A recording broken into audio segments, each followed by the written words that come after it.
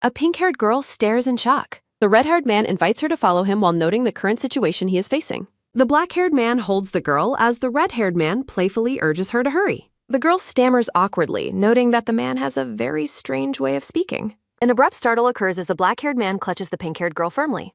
The black-haired man proposes a schedule for the girl to sit on their laps, but the red-haired man angrily counters that she should choose for herself and questions his authority. She realizes she must choose a lap to sit on today. The red-haired man insists the girl wants to come to him, prompting the black-haired man to mock his eyesight and suggest a hospital visit. The pink-haired girl pleads for them to stop fighting and let her speak. She asks why they are being so childish, leaving the red-haired man visibly offended. A silver-haired man smiles gently. During tea, Kyrios accuses Siegfried of trying to hog the girl, while Siegfried blames Kyrios for breaking promises, and Caesar suggests they take their fight elsewhere. Caesar reaches out and asks Tati to come to him instead. The girl wonders why everyone is acting so strangely, feeling like she is losing her mind. Narration begins summarizing the current status of the Empire's greatest heroes. Siegfried von Orleans and Kyrios Earhart are introduced as the Empire's swordmaster and grand sorcerer. Caesar is introduced as the beloved high priest. These three individuals are known as the legendary heroes who defeated the demon lords of another world.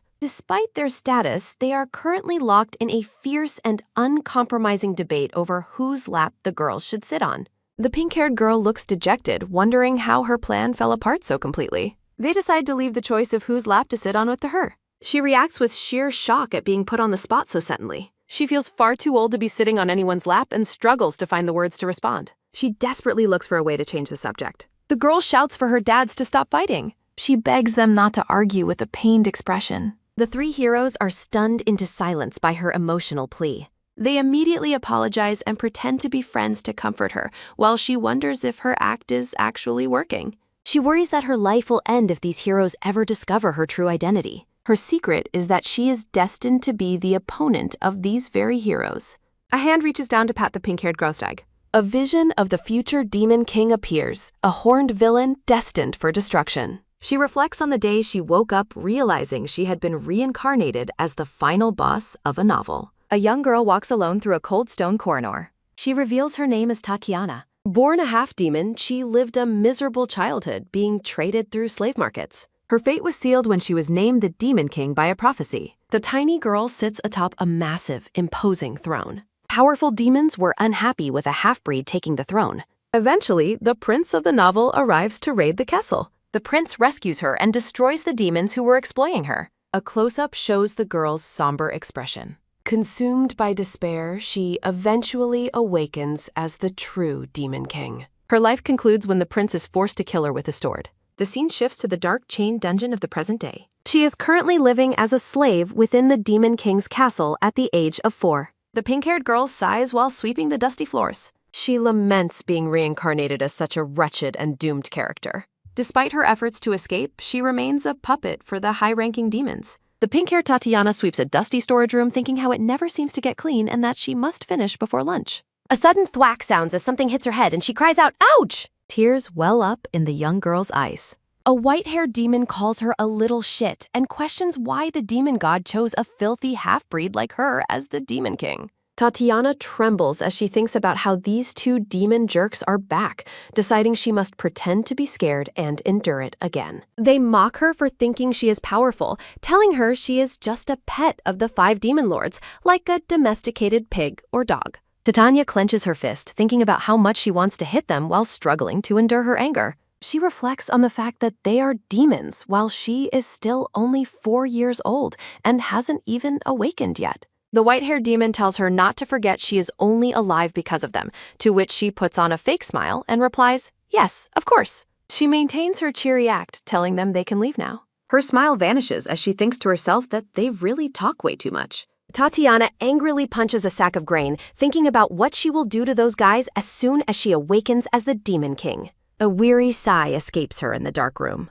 She wonders what will happen when she finally awakens her power. The cover of the novel titled "The Prince Becomes a Hero" is shown. Narration describes the cliché tale where a protagonist defeats the Demon King to save the world and create happiness for everyone. She notes that actually reincarnating as the villain was more terrifying than she had ever imagined. Narration explains that despite her talent, Tatiana endured a lifetime of abuse and exploitation. Even amidst the chains, Tatiana still hoped for an ordinary happiness that would someday come.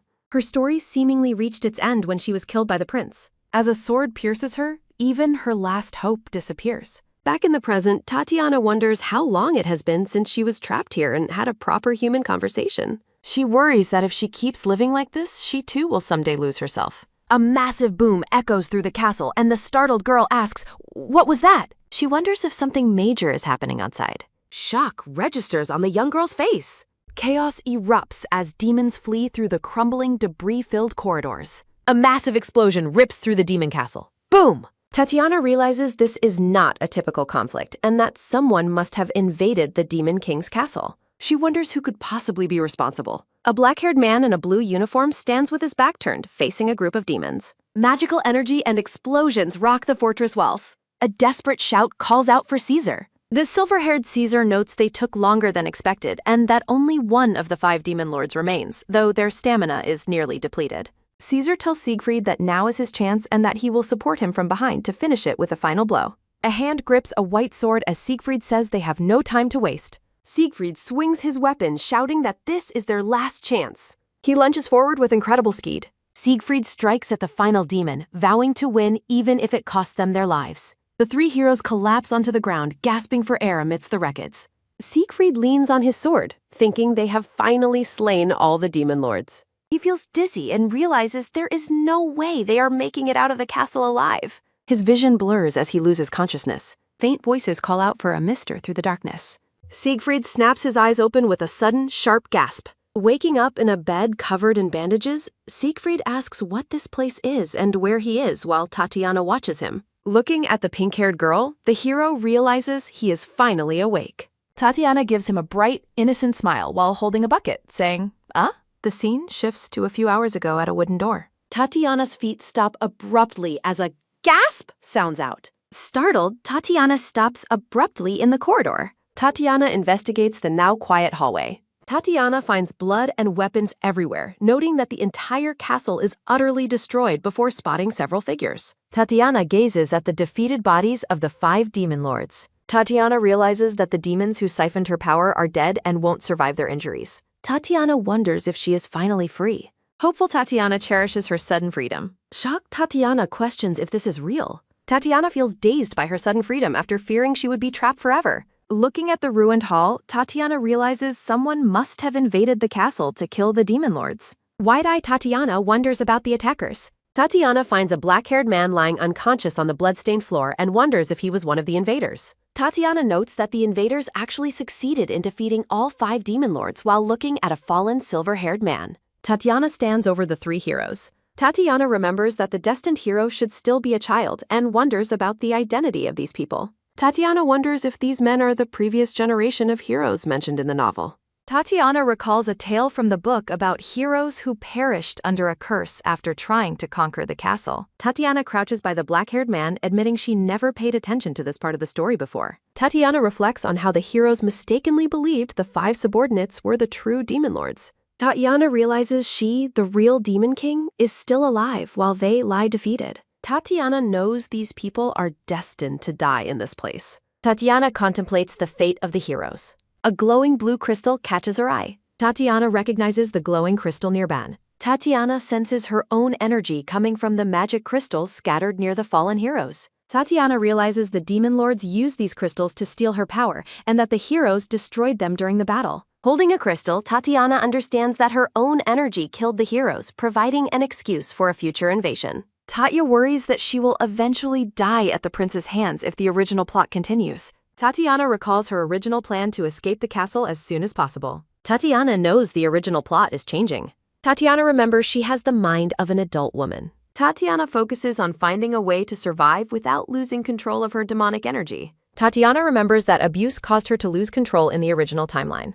Tatiana imagines a future of prosperity. Tatiana hopes to awaken safely as a powerful demon king by playing her cards correctly.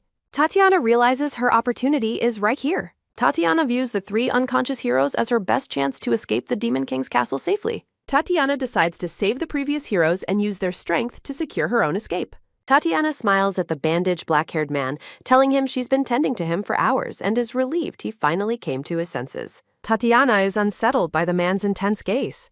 A sudden, sharp grab makes Tatiana cry out, "Ugh," as the black-haired man catches her shirt, leaving her wondering why he is acting so aggressively. Tatiana stammers that her name is Tatiana, or Tati. Holding the girl firmly, the black-haired man tells her he didn't ask for a name and demands she state her identity. Tatiana trembles and lies that she was kidnapped and enslaved by the demons. The black-haired man counters her claim, pointing out that she is radiating demonic energy despite saying she is human. The man stares into her eyes, suggesting she answer properly or he will assume she is a demon and execute her, while Tatiana worries he has discovered the truth. The black-haired man bluntly asks if she is the hidden demon lord. The hero demands the truth from her. Tatiana stammers that the idea of her being a demon lord is ridiculous and claims she is a half-blood of humans and demons. The black-haired man stops in shock, repeating that she is a half-blood. Doubt lingers about human-demon biological compatibility. Half-bloods seem impossible in demon society. The black-haired man reevaluates the trembling girl, noting her human feel despite her surroundings. He observes her human appearance and faint energy, wondering if demons enslave their own mixed offspring. Siegfried is stunned by her age, feeling she should be protected by family. Lifting the girl, Siegfried questions the unheard-of existence of human-demon hybrids. Tatiana claims her mother told her the truth, which shocks the hero. She explains her mother insisted on keeping her heritage a secret to protect her. Siegfried realizes the child must have had parents and asks about her mother's whereabouts. He concludes no sane parent would ever abandon their child in this fortress. Relenting, the man releases his grip and tells her to forget his questioning. He offers a simple and sincere apology to the young girl. Siegfried questions why she chose to heal them, and she repeats her mother's advice. She recites her mother's lesson about helping the sick to ease their suffering.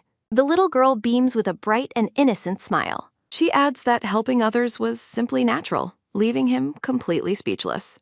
Guilt washes over the hero for threatening such a small and fragile child. The heavy sigh sounds out as he reflects on his pathetic behavior. Siegfried vows to repay her one day as Tatiana bids him to rest. Looking at his sleeping allies, Caesar and the red-haired woman, he reflects on their situation. He feels relieved that, despite the overwhelming odds, everyone survived. Siegfried concludes they are safe because the demon lords are dead and the force is cleared. Exhausted, he settles back into bed with a sense of temporary safety. Tatiana watches him quietly from the doorway before sneaking away.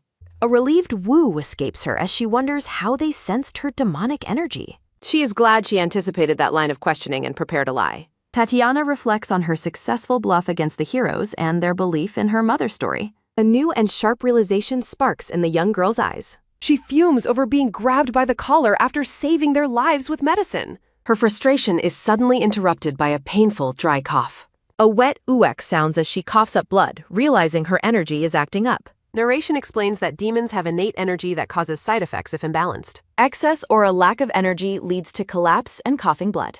Wiping blood away, she notes she accumulated too much power from the previous heroes.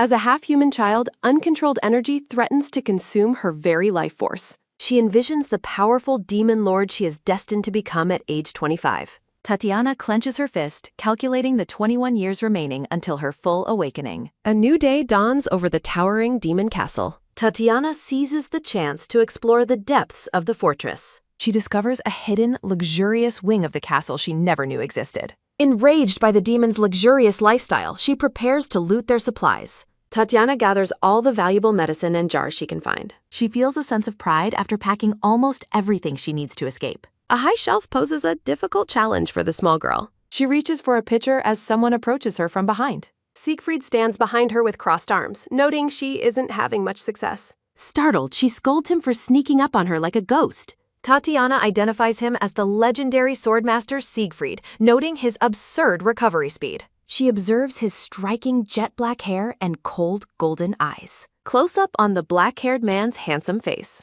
The hero's looks are truly overwhelming. After getting distracted by his face, Tatiana thanks the black-haired man as he offers to put away a large pile of laundry. Tatiana proudly shows off the bag of useful items she scavenged and asks the black-haired man if he wants to carry it.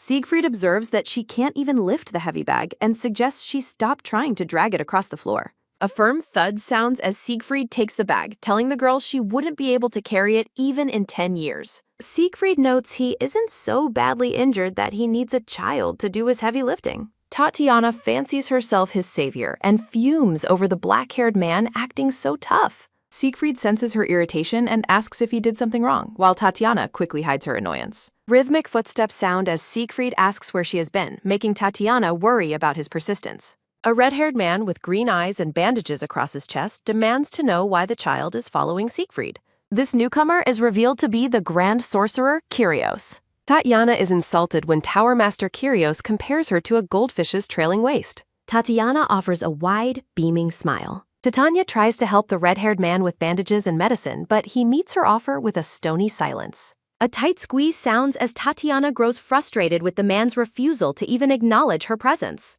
Siegfried intercedes, reminding Kyrios that the child was the one who actually treated their wounds. Kyrios glares at his ally, warning Siegfried that he is falling for the girl's innocent act. The red-haired man questions the wisdom of trusting a child found in the Demon King's castle and suspects an ulterior motive. A sudden gasp sounds as Tatiana panics, fearing her plan to raise a powerful guardian is falling apart. Tatiana nervously agrees with Kyrios, hoping to salvage the situation. Siegfried's eyes soften as he appears to feel a bit of guilt for the harsh treatment. Tatiana maintains her cheerful facade with a bright smile. Kyrios is startled by the girl's persistent and unnerving cheerfulness. The red-haired man turns his head away with a sharp movement. Siegfried scolds Kyrios for his attitude and tells him to just apologize, prompting a defensive outburst from the sorcerer. Siegfried offers an apology on behalf of the red-haired man, who continues to grumble about being insulted. Tatiana's face lights up with another radiant smile. A heavy silence falls as both men are left visibly unsettled by her overly pleasant reaction. Steady footsteps echo as Tatiana follows the heroes, while Kyrios wonders what use a small child could possibly be. The scene shifts to a bedroom door where the most severely injured hero lies resting. Tatiana looks over at a silver-haired man whose condition is far worse than the others. The resting hero is identified as the high priest, Caesar. Caesar lies unconscious and peaceful on his pillow. He is described as having hair and skin as white as snow, reflecting his divine nature. As a high priest, Caesar's reliance on divine power makes him uniquely vulnerable to the corruption of demonic energy. Siegfried gently stops Tatiana from pulling on him and asks for the basket of supplies. A metallic click sounds as a medical kit is opened, noting that demonic wounds require natural healing time. Tatiana prepares to help treat Caesar, but Siegfried asks if she is truly planning to do it herself. Siegfried offers to handle it, but Tatiana insists on continuing since she has been his primary caretaker. Kyrios watches silently, secretly recalling how he had to redo every bandage the girl originally applied.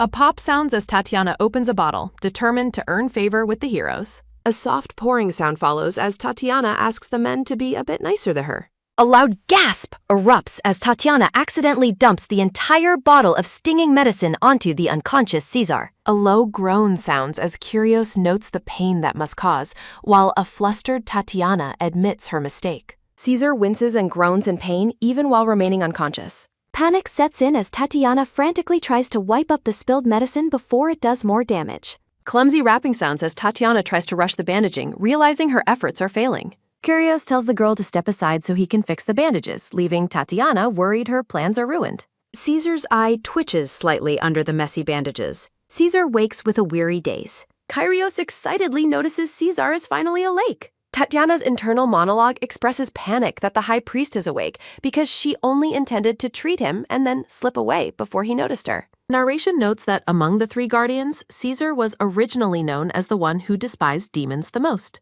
Tatiana's inner thoughts worry about what will happen if the man realizes who she really is. Caesar rests peacefully with a soft discretion. Tatiana reacts with a wide-eye blush. Caesar stares back with gentle eyes. Caesar admits he was mistaken while the others gather around his bed. Titania nervously introduces herself to the silver-haired man. Kyrios asks if he's ignoring his allies to fawn over a child, and Caesar questions why he should pay attention to grown adults. Kyrios accuses him of being swayed by cuteness, and Caesar argues that there is no rule saying a priest can't appreciate adorable things. Caesar believes that all angelic children must be treated with care. Happy children play in a sunny meadow. Caesar's internal narration considers the young lady before him to be completely adorable and lovable. Tatiana points to herself in surprise. Tatiana's internal thoughts reveal relief that he is a pacifist toward children, despite her fear that he would sense her demonic energy. Caesar asks if she was the one who took care of him, and Tatiana confirming his suspicion. Tatiana's inner monologue fumes over her messy bandage work, fearing her plan to earn favor is failing. Caesar responds with a soft laugh. Caesar sits up and smiles warmly. Tatiana's internal thoughts celebrate the success of her mission to raise the hero's affection levels. The silver-haired man introduces himself as Caesar. A smooth rustle sounds as you guests. Caesar offers a bright, sparkling smile. Tatiana's internal thoughts marvel at how dazzling and kind he is, calling him a total angel compared to the others. Tatiana beams a bright, innocent smile. Caesar gazes back with closed eyes. Narration notes: she headed to the kitchen to find food for the hungry patient. Kyrios stands by the kitchen door with Tatiana. Tatiana is awestruck by the kitchen supplies. Tatiana is shocked to find preservation mazurk. Narration notes the extravagance of the fortress. Kyrios asks about the demon's luxurious kitchen, while Tatiana suggests finding ingredients. Kyrios suggests making soup for the patient, and Tatiana agrees since easy digestion helps recovery. Kyrios dismisses the need for infirmary food, claiming Caesar is tough enough to recover on his own. Kyrios wonders why he is even explaining himself to a child. Kyrios tells her to just sit while questioning why a little kid is trying to cook. Kyrios argues that a 4-year-old shouldn't handle knives and fire, fearing Caesar would kill him if she got hurt. Tatiana sits quietly, noting how strict he is. A magical hum sounds from the stove. Kyrios uses his fire magic to cook. Kyrios steals a quick glance at Tatiana. Kyrios' internal thoughts note that she doesn't seem intimidated at all. He continues to observe her sallously. Kyrios calls out to be Krov. Kyrios asks her why she isn't prodding. Tatiana asks what he means by that. Kyrios notes that most kids would be crying in fear, but she is acting mature. Tatiana smiles and mentions scarier things might happen, prompting Kyrios to call her a brat. The red-haired sorcerer erupts in frustration, shouting that no one intends to harm a child and demanding to know what she thinks of him. Tatiana observes him closely, noting that he seems to be falling for her act and wondering if she should push for more sympathy. A sharp rustle sounds as the red-haired man turns back toward his cooking, while Tatiana softly reassures him that everything is fine. A soft slide sounds as Tatiana shows her hand, explaining that she possesses demonic energy and prompting a shocked reaction from Kyrios. Tatiana clenches her fist, explaining that even the demons despised her because of the energy she carries despite her human appearance. A heavy silence falls as Kyrios imagines the demons bullying a small girl, wondering if she was mistreated for being a half-blood in the Demon King's castle. Tatiana looks downward with tear-filled eyes, emphasizing her vulnerability as a mere 4-year-old child. Soft sniffling sounds as Tatiana huddles alone, whimpering for her mother, while Kyrios reflects on her lack of adult protection. A weary sigh sounds as Kyrios tells her to be quiet since she's making too much noise, and a dejected Tatiana agrees to stop talking. Tatiana huddles on the floor, realizing her attempt to gain sympathy failed, but noting that the food smells delicious. Tatiana suddenly points out that Caesar should be eating bland infirmary food, but a defensive Kyrios insists the meal won't kill him. Tatiana suddenly covers her mouth as a violent cough erupts, panicking that the demonic energy side effects are returning at the worst possible time. A sudden whoosh sounds from the stove as Kyrios asks what's wrong, and Tatiana nervously lies about having an itchy throat. Quick footsteps sound as Tatiana excuses herself to find a restroom, while Kyrios gives her permission to leave the kitchen. Tatiana rushes away as fast as her small legs can carry her, desperate to hide her condition before the heroes discover the truth. A loud cough echoes as Tatiana reaches a secluded spot, crying out in pain as her body reacts violently to the energy. A heavy drip sounds as Tatiana stares at her hand in horror, realizing the situation is becoming critical. Tatiana looks down at the dark stains on her feet and the floor, lamenting that the side effects of retrieving her energy have returned. Tatiana looks toward a washing basin, deciding that she must find a way to rest and recover before her body gives out entirely. A soft thud sounds as Tatiana slumps onto a wooden stool, her strength completely depleted. Tatiana decides that her best course of action is to claim exhaustion and retreat to her bed for the rest of the day. A soft splash sounds as Tatiana wipes her face in the mirror, trying to erase the evidence of her sudden illness. A sharp creak sounds as a door is opened. Tatiana peeks into the room where the 3 men are gathered for a meal, cautiously announcing her presence. Caesar welcomes her back with a warm smile and invites her to eat, but Tatiana declines, stating she wants to sleep. Tatiana rubs her eyes tiredly, insisting that she is sleepy and wants to be left alone to rest. Caesar crouches down to her level, telling her that while rest is important, she shouldn't skip meals, and hands her a small plate of food. Steady footsteps echo as Tatiana walks away, leaving the 3 heroes to watch her departure in silence. A sharp clink sounds as Kyrios uses his fork, asking Siegfried to explain exactly who and what the young girl really is. Kyrios questions why a human child would be living in the Demon King's fortress in the first place. Siegfried explains that the girl claims to be a half-human, half-demon slave, causing Kyrios to burst out in disbelief at such an illogical claim. Siegfried admits he also found it hard to believe, noting that there has never been a recorded case of a demon-human half-blood before. Siegfried recalls that despite the strangeness, he sensed demonic energy for the first time in his life from the only survivor in the castle. Siegfried admits he initially feared she was a hidden demon king, but her human aura confused him, and he asks Kyrios if he felt the same conflict. Caesar confirms he also felt the faint demonic energy when he first saw her, but Kyrios wonders if they are just being biased because she is adorable. Caesar acknowledges the girl's cuteness, but firmly states he wouldn't base a serious judgment on looks alone. Kyrios looks contemplative, noting that if her story is true, her life was clearly filled with hardship, as she appeared quite unhealthy. The heroes recall the girl's frail appearance, noting her dry hair and skinny body as signs of neglect. A soft squeeze sounds as they remember her worn clothing, concluding it was not the attire of a child who was loved or cared for. Tatiana offers a radiant, wide-eyed smile that masks the darkness of her true nature. Caesar suggests that her mature behavior for her age is likely a result of having to grow up quickly to survive. A heavy sigh sounds as Kyrios relents, frustrated that he's being pressured into feeling sympathy for the child.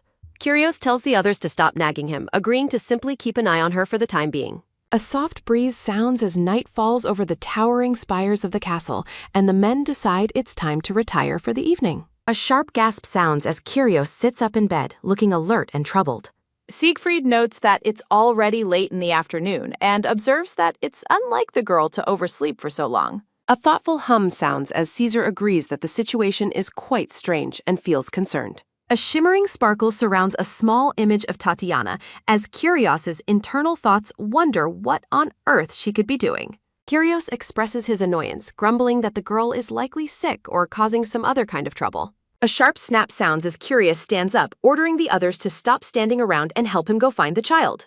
The heroes realize they have searched every room except for one last remaining location. Siegfried confirms they have checked everywhere, noting the existence of clean rooms, while Kyrios doubts the girl would be in a gloomy dungeon. A sharp creak sounds as the red-haired man bursts into the room, calling for the child, only to stop in sudden shock. A heavy thud sounds as Kyrios gasps, discovering the pink-haired girl collapsed and shivering on the cold floor. A soft wheeze sounds as Kyrios calls out her name in a panic, seeing her miserable state. Kyrios notes that she is burning up with fever, while Caesar questions why she would even be in such a place. A weary pant sounds as Tatiana barely opens her eyes, confused to see the heroes standing over her. Tatiana wonders why they have come for her as Kyrios urgently tells her not to try and stand up. A soft rustle sounds as the three men demand she lie back down, while a weak Tatiana insists she is fine. A violent cough sounds as Caesar scolds Kyrios for yelling at their young patient while Siegfried holds her. A harsh cough sounds as the men cry out her name, clearly terrified by her deteriorating condition. A dark thought questions why her symptoms would manifest so violently at this specific moment. Vile demons mock her as a disgrace and suggest killing her to wait for a better king, fearing only the demon god's wrath. A quiet sob sounds as the young girl covers her ears, desperately wishing to stop hearing their cruel words. The girl reflects on how everyone around her considered her existence to be entirely useless and unwanted. A heavy step sounds as she wonders if the original girl suffered this way, ultimately wishing for an escape. A steady step sounds in the oppressive darkness of her internal turmoil. The three heroes walk away as shadows in her mind, representing her only hope for salvation. She realizes that without these men, high-ranking demons would have continued to exploit her without mercy. A quick patter sounds as a small child runs after the heroes, pleading for them to wait for her. She fears that their departure would mean her permanent imprisonment in this living hell. Her heart yearns to leave the demon realm behind and finally grow up in safety. She dreams of the day she can finally take revenge on the demons who tormented her. A desperate grip sounds as she reaches out for a better future, begging for a chance to survive. A faint mutter sounds as Tatiana cries in her sleep, haunted by her past even while resting. A tight grip sounds as her small hand clutches the white bedsheets with intense desperation. A soft grip sounds as Caesar watches the girl plead for help in her unconscious state. A painful wheeze sounds as the three heroes sit around the bed, watching over their sick ward. Kyrios looks towards Caesar and asks if he can use his holy power to heal the child. A soft wheeze sounds as Caesar admits he cannot, explaining that her demon blood makes holy healing impossible. Caesar explains that her internal demonic energy is attacking her human-like body and notes that holy power is its opposite.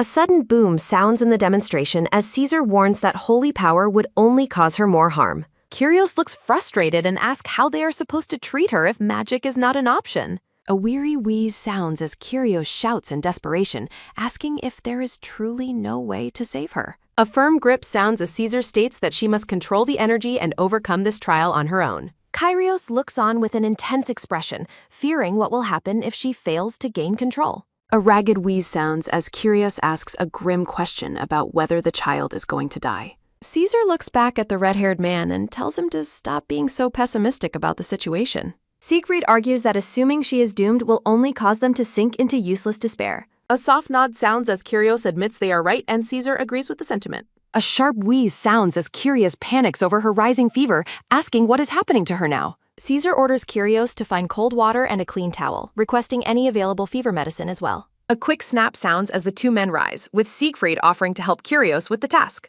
A steady step sounds as the two heroes leave the room together to gather the necessary supplies. Siegfried steals a quick glance at the red-haired man as they make their way down the corridor. A gentle rustle sounds as the silver-haired priest places a damp cloth on the girl's burning forehead.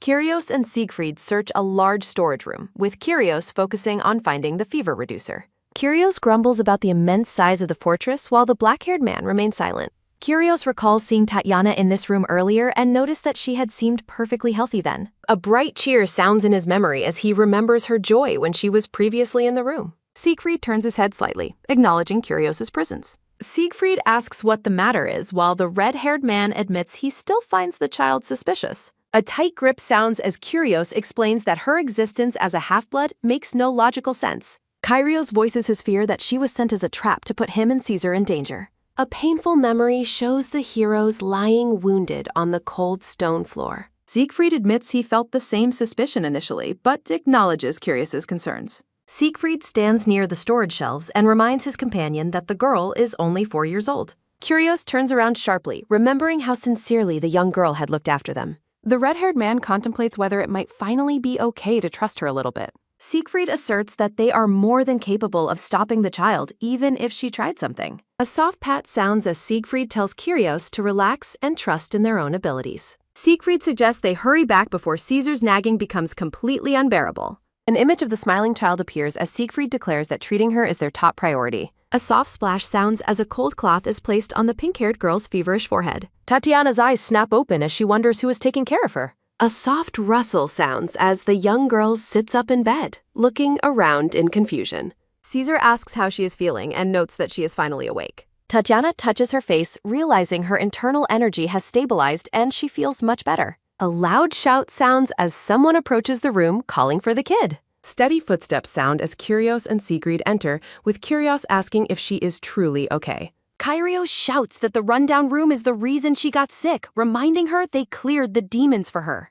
Tatiana realizes that she is currently staying in one of the royal bedrooms of the 5 demon kings. Tatiana looks up in surprise, wondering exactly when she was moved to this luxurious place. Siegfried scolds Kyrios for losing his temper while she is still sick, causing the red-haired man to look embarrassed. Siegfried asks why she stayed in such a shabby room when there were plenty of empty rooms available. Tatiana recalls the dark, oppressive atmosphere of her former living quarters. She reflects on the powerful demons who were still working behind the scenes despite the king's deaths. A tight grip sounds as Tatiana realizes the story is not unfolding the way she remembers. Tatiana trembles with fear, worrying that her situation will end with more than just a scolding. A memory shows her kneeling on the floor to scrub while demons loom over. Tatiana clutches the sheets and lies that she was too afraid to move because the demons might return. A soft grip sounds as a large hand covers her small one to offer comfort. Caesar looks at her with a gentle and warm smile. Kyrios promises to beat up any demons that return while Siegfried tells him to watch his language. Kyrios asks her to name any demon's room she wants them to destroy first.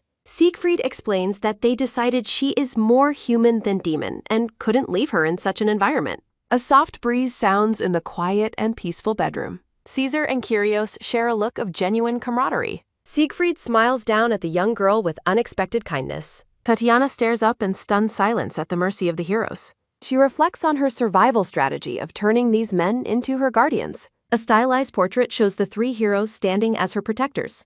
Tatiana protests that she is a demon half-blood and points out that heroes usually hate demons. Siegfried explains that their goal is a fair world for all races and ignoring her would be wrong. Siegfried watches the child with a steady and sincere expression. A soft pat sounds as Siegfried tells her not to worry about it. A soft splash sounds as tears fall onto the white bedsheets. Tatiana sits in shock, questioning why she is suddenly crying. Kyrios panics at the sight of her tears, while Siegfried looks guilty for making her cry. The pink-haired girl looks on in disbelief at her new life. Tatiana reflects on the novel sensation of finally having someone to protect her. Her eyes well up as she wipes away a stray tear of relief. A bright, tearful smile spreads across her face as she feels a sense of belonging. Caesar gently pats her head, noting that it is natural to be overwhelmed by emotions. He uses a soft cloth to dry her eyes, telling her not to overexert herself. She playfully insists she is not crying while the silver-haired priest humors her excuse. The scene shifts as the heroes prepare to leave the gloomy demon realm behind. Fresh greenery marks their journey toward the heart of the empire. The group finally reaches the sprawling and majestic imperial capital. A joyful cry of wonder echoes from within their traveling carriage. Tatiana gazes at the beautiful city, comparing it to a scene from a royal fairy tale. Cesar notices her wide-eyed wonder and tells her there is no reason to feel anxious. He reassures her that she will quickly adjust to this new world. Kyrios promises to defend her from any bullies, while Siegfried reminds him to keep his composure. As the carriage jolts, Siegfried warns the child to sit properly for her own safety. Kyrios grows serious, announcing that they have an important matter to settle before arriving. He bluntly asks which of them will be responsible for raising the child from now on. Tatiana is left speechless by the sudden and heavy question. She wonders why the red-haired man would drop such a conversational bomb so abruptly. Siegfried scolds Kyrios for his timing, but the mage argues the decision is urgent. Siegfried mocks the mage for being uncharacteristically logical, leading to a quick verbal spat. Kyrios clarifies that their discussion is out of care for her, not a lack of affection. Caesar explains they decided to raise her themselves to ensure she is comfortable as a half-demon.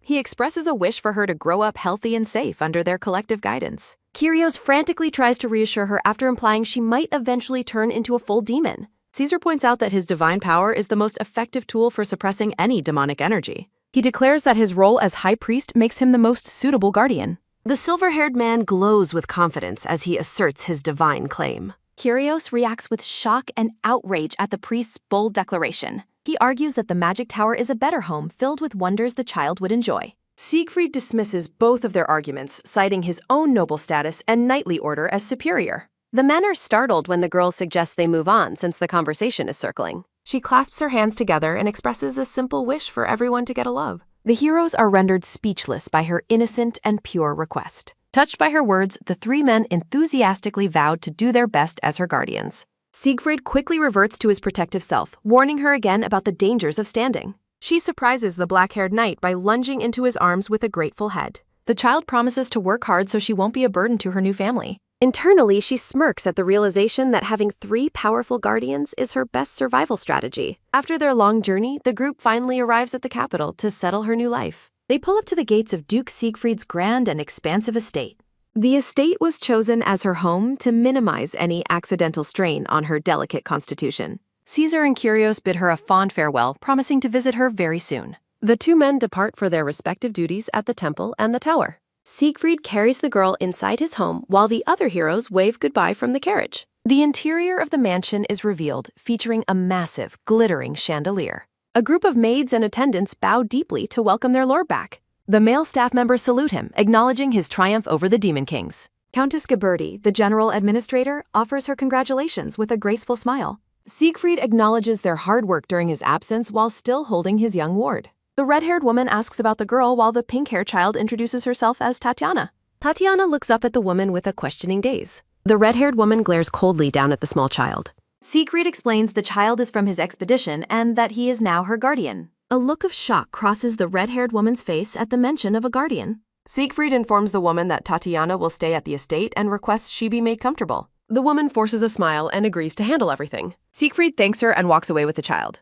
Tatiana feels an uneasy sensation from the woman. An oppressive, thorny aura surrounds the woman as she watches Tatiana leave. Siegfried explains his mountain of paperwork while a light blue-haired subordinate cries in the background. Tatiana beams and promises to be a well-behaved child while the Duke is busy. Siegfried stares silently at the pink-haired girl. A soft pat sounds as Siegfried strokes her head. Siegfried departs, leaving Tatiana with the blonde maid. The blonde maid introduces herself as Nori and notes their brief meeting earlier. Nori recalls seeing the child with the other servants previously. Tatiana bows politely and asks the maid to drop any formalities. Nori offers to guide Tatiana to her room after her bath. Tatiana looks down at her tattered clothing with embarrassment. Tatiana is impressed by the luxurious and fragrant bathroom. Tatiana offers to bathe herself, but Nori insists on helping. The pink-haired girl smiles, saying she does not want to be a bother. The maid freezes in place after seeing the girl's body. Tatiana is puzzled by the maid's sudden reaction. The maid looks on with a distressed expression. Tatiana explains that bathing with help is awkward since she has always done it alone.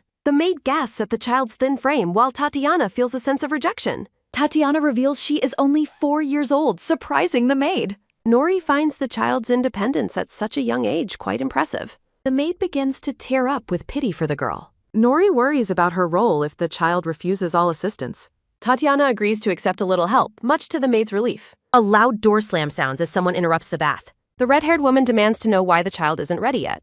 The woman wears a look of deep annoyance. Tatiana recognizes her as the lady from Paul. The red-haired woman stands imperiously in the doorway. She shouts a command to hurry up with the preparations. The maid explains the girl's skin is delicate, but the woman dismisses it as a slow excuse. The woman warns them not to keep the Duke waiting, and the maid complies. A splash sounds as the child steps out of the water. A soft rustle sounds as Nori dries the girl with a towel. The red-haired woman screams for them to hurry up. The woman snatches the brush, deciding to do it herself. A sharp rip sounds as the woman brushes roughly, making the child cry out in pain. The maid tries to warn her about the hair while the woman snaps about the Duke's time. The woman tells Tatiana to endure the pain because good children listen to adults. Tatiana realizes the woman is subtly pressuring her on purpose. Tatiana reflects on how exhausting it is to act like a good child. A soft patter sounds as the red-haired woman walks briskly through the hallway with Nori and Tatiana. Tatiana notices the woman's rapid pace and wonders why she is walking with such large strides. A sharp cry sounds as the Countess orders them to hurry before the Duke reaches the hall. Internally, the woman calls Tatiana a filthy wench and wonders what makes the girl so special. The scene shifts back 30 minutes to when the Countess first entered the Duke's private office. Siegfried tells his aunt that he wants to discuss Tatiana's health and assign her a dedicated physician. He asks her to treat the child like family. The Countess is outraged that his first thought is caring for a brat instead of acknowledging her hard work. She reflects on how this man was once cold as steel and never opened his heart to anyone. The woman suspects he might adopt Tatiana, which would threaten her own children's right to inherit the dukedom. She decides to feign compliance while secretly planning to ensure the girl eventually leaves the estate on her own. They arrive at the dining hall entrance. A heavy creak sounds as the ornate doors open to reveal Siegfried waiting at a luxurious table. Siegfried greets them with a warm smile. A quick tap sounds as Tatiana excitedly runs toward the Duke while calling out his name. Siegfried welcomes her to the ducal house and asks if she has been busy on her first day. He watches her with a gentle smile. A soft pat sounds as he strokes her head and tells her not to waste energy worrying.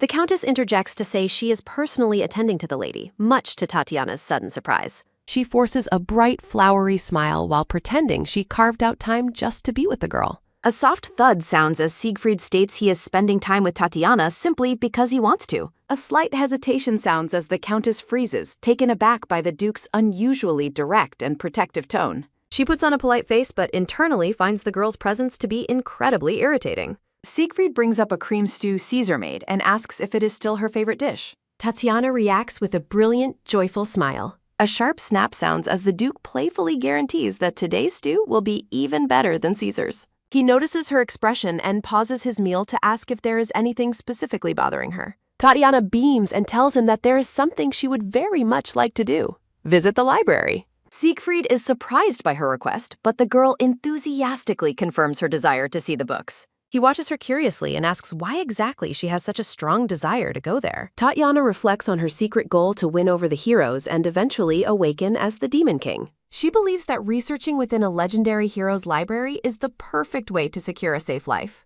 She puts on a sweet, innocent face. She believes her plan is perfect. A slight hesitation sounds as she tells him her mother loved the library, hoping to seem like a useful child. He is struck by her innocent sentiment. Tatiana begins to panic internally, worrying that she might not get permission to visit the library after all. She decides she has no choice but to use her most effective emotional move to get her way.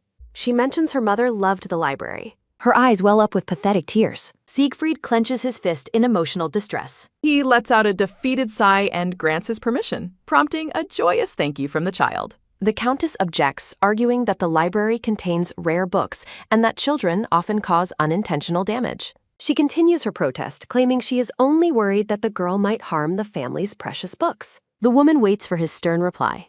A dull thud sounds as Siegfried interrupts her to declare that he prioritizes the child over mere books. He prioritizes her as his family. The woman trembles with a silent rage. Siegfried dismisses the tension and tells them to eat before the food loses all of its warmth. Tatiana reflects on how he took her side while still maintaining decorum toward the Countess. Tatiana expresses her profound gratitude to Siegfried for his incredible kindness. The group enjoys a quiet and seemingly pleasant meal together at the table. An attendant interrupts the dinner to inform Siegfried that His Majesty has requested him. Siegfried apologizes to Tatiana, explaining that he is forced to leave the meal early. A soft tap sounds as Tatiana beams and cheerfully tells him that she is fine. Siegfried warmly encourages her to finish eating slowly and get plenty of rest today. The Countess stands up abruptly the very moment the Duke exits the dining hall. The woman coldly demands that Tatiana stop using her current utensils immediately. The woman harshly demands to know why the child is no longer eating her meal. Tatiana decides to attempt using the heavy silver to put an end to the pressure. She struggles immensely with the weight of the adult spoon while trying to eat. A sharp clink sounds as the heavy spoon slips and falls onto the floor. Tatiana panics internally after the clumsy mistake, deeply worried about the woman's reaction. The Countess scolds her while Nora attempts to intervene on the young lady's behalf. The red-haired woman snaps at Nora for daring to interrupt her while she is speaking. She dismissively commands the maid to clean up the mess the kid made. A loud slam sounds as the Countess storms out of the room in a rage. Tatiana is deeply hurt by being insulted right to her face by the woman. Nora gently approaches the child to offer comfort after the tense and cruel confrontation. Tatiana puts on a brave, innocent face and blames her own lack of manners. The maid looks down at the child with a gaze full of deep sympathy. Nora begins to helpfully feed the girl, who reacts with a bright, happy smile. Tatiana is dazzled by the incredible beauty and luxury of her new bedroom. She excitedly hugs Nora, exclaiming that she has never had such an amazing room. A sharp rip sounds as the maid's dress unexpectedly tears under the child's grip. Tatiana points out the damage to Nora's clothing with a look of pure shock. She wonders why the sturdy fabric of a servant's uniform tore so easily. A dark, thorny aura surrounds her thoughts as she realizes something is very wrong. Nora tucks the child into the massive plush bed for her first night. Tatiana revels in the incredible softness of the bed compared to her old home. Nora bids the young lady goodnight and quietly takes her leave from the room. Lying in the dark, Tatiana reflects on the amazing room she has been granted. She resolves to do whatever it takes to preserve her newfound sense of happiness. Her first rule for survival is maintaining a strong relationship with her 3 hero guardians. Her second rule is to avoid the novel's original male protagonist at all costs. She recalls the terrifying image of him beheading her in the original story's timeline. She realizes she needs her own power to ensure long-term safety and independence. Her final goal is to successfully awaken as the absolute being, the Demon King. She believes this power will allow her to eventually confront the true villainous mastermind. She identifies the head of the Bartoloa clan as the one she must take down. The scene shifts back to the ruined towers of the Demon King's invaded castle. A sharp snap sounds as she anticipates the demons will eventually come to reclaim her. She knows she must find a way to defend herself, even without the hero's protection. A soft yawn sounds as the day's exhaustion finally catches up with the girl. A soft blink sounds as her eyes flutter while she struggles to stay awake. A soft rustle sounds as Tatiana drifts into sleep with many unanswered questions remaining. The scene shifts late at night to the grand office of the Orleans family. Siegfried sighs at the massive pile of paperwork that has accumulated in his absence. A soft scratch sounds as the Duke begins tirelessly working through the night. Tatiana mentions her mother's love for libraries as an excuse to visit. She forces pathetic tears to make her request more convincing to the Duke. Dark, shadowy spots begin to cloud the delicate white flowers. Siegfried ponders the strange maturity of a 4-year-old child wanting to study. He decides to consult his allies regarding the child's unusual development. A voice responds immediately when the Duke calls for an attendant outside his office. He instructs the servant to deliver a letter to Caesar and Curious. The silver-haired servant suggests providing sweet treats for the young lady. Siegfried decides to personally prepare the snacks for Tatiana himself. A soft knock sounds as the Duke calls out to the child through her bedroom door. He enters the room with a plate of treats, wondering if she is already asleep. A heavy creak sounds as he opens the door and calls her name once more. A sudden gasp sounds as he witnesses something deeply alarming on the bed. Tatiana struggles to breathe as a panicked voice calls out to her. The Duke stands frozen in the doorway as he realizes she is in distress. His eyes widen in pure shock at the distressing sight before him. Tatiana groans while battling an invisible force in the midst of her sleep. A mysterious, disembodied voice asks if Tatiana's name was just mentioned. She wonders why she feels as though she has returned to the Demon King's castle. A dark figure from her past looms over her in a terrifying dream vision. The man mockingly dismisses the young girl as small and unimpressive. A sharp snap sounds as he reveals a glowing red medicinal pill. Tatiana is overwhelmed with fear at the sight of the mysterious medicine. She finds herself unable to resist the man's cold and terrifying gaze. He harshly commands her to consume the medicine without any further delay. A sudden flash sounds as her blue eye glows with a hidden latent power. Violent magical energy erupts from the girl, spiraling completely out of control. The man coldly observes that his cruel experiment was a resounding success. A sharp gasp sounds as Tatiana jolts awake in her massive ed. She coughs violently, struggling to shake the lingering feeling of impending death. Siegfried rushes to her side, frantically checking on her well-being. He asks with great concern if she has suffered from a nightmare.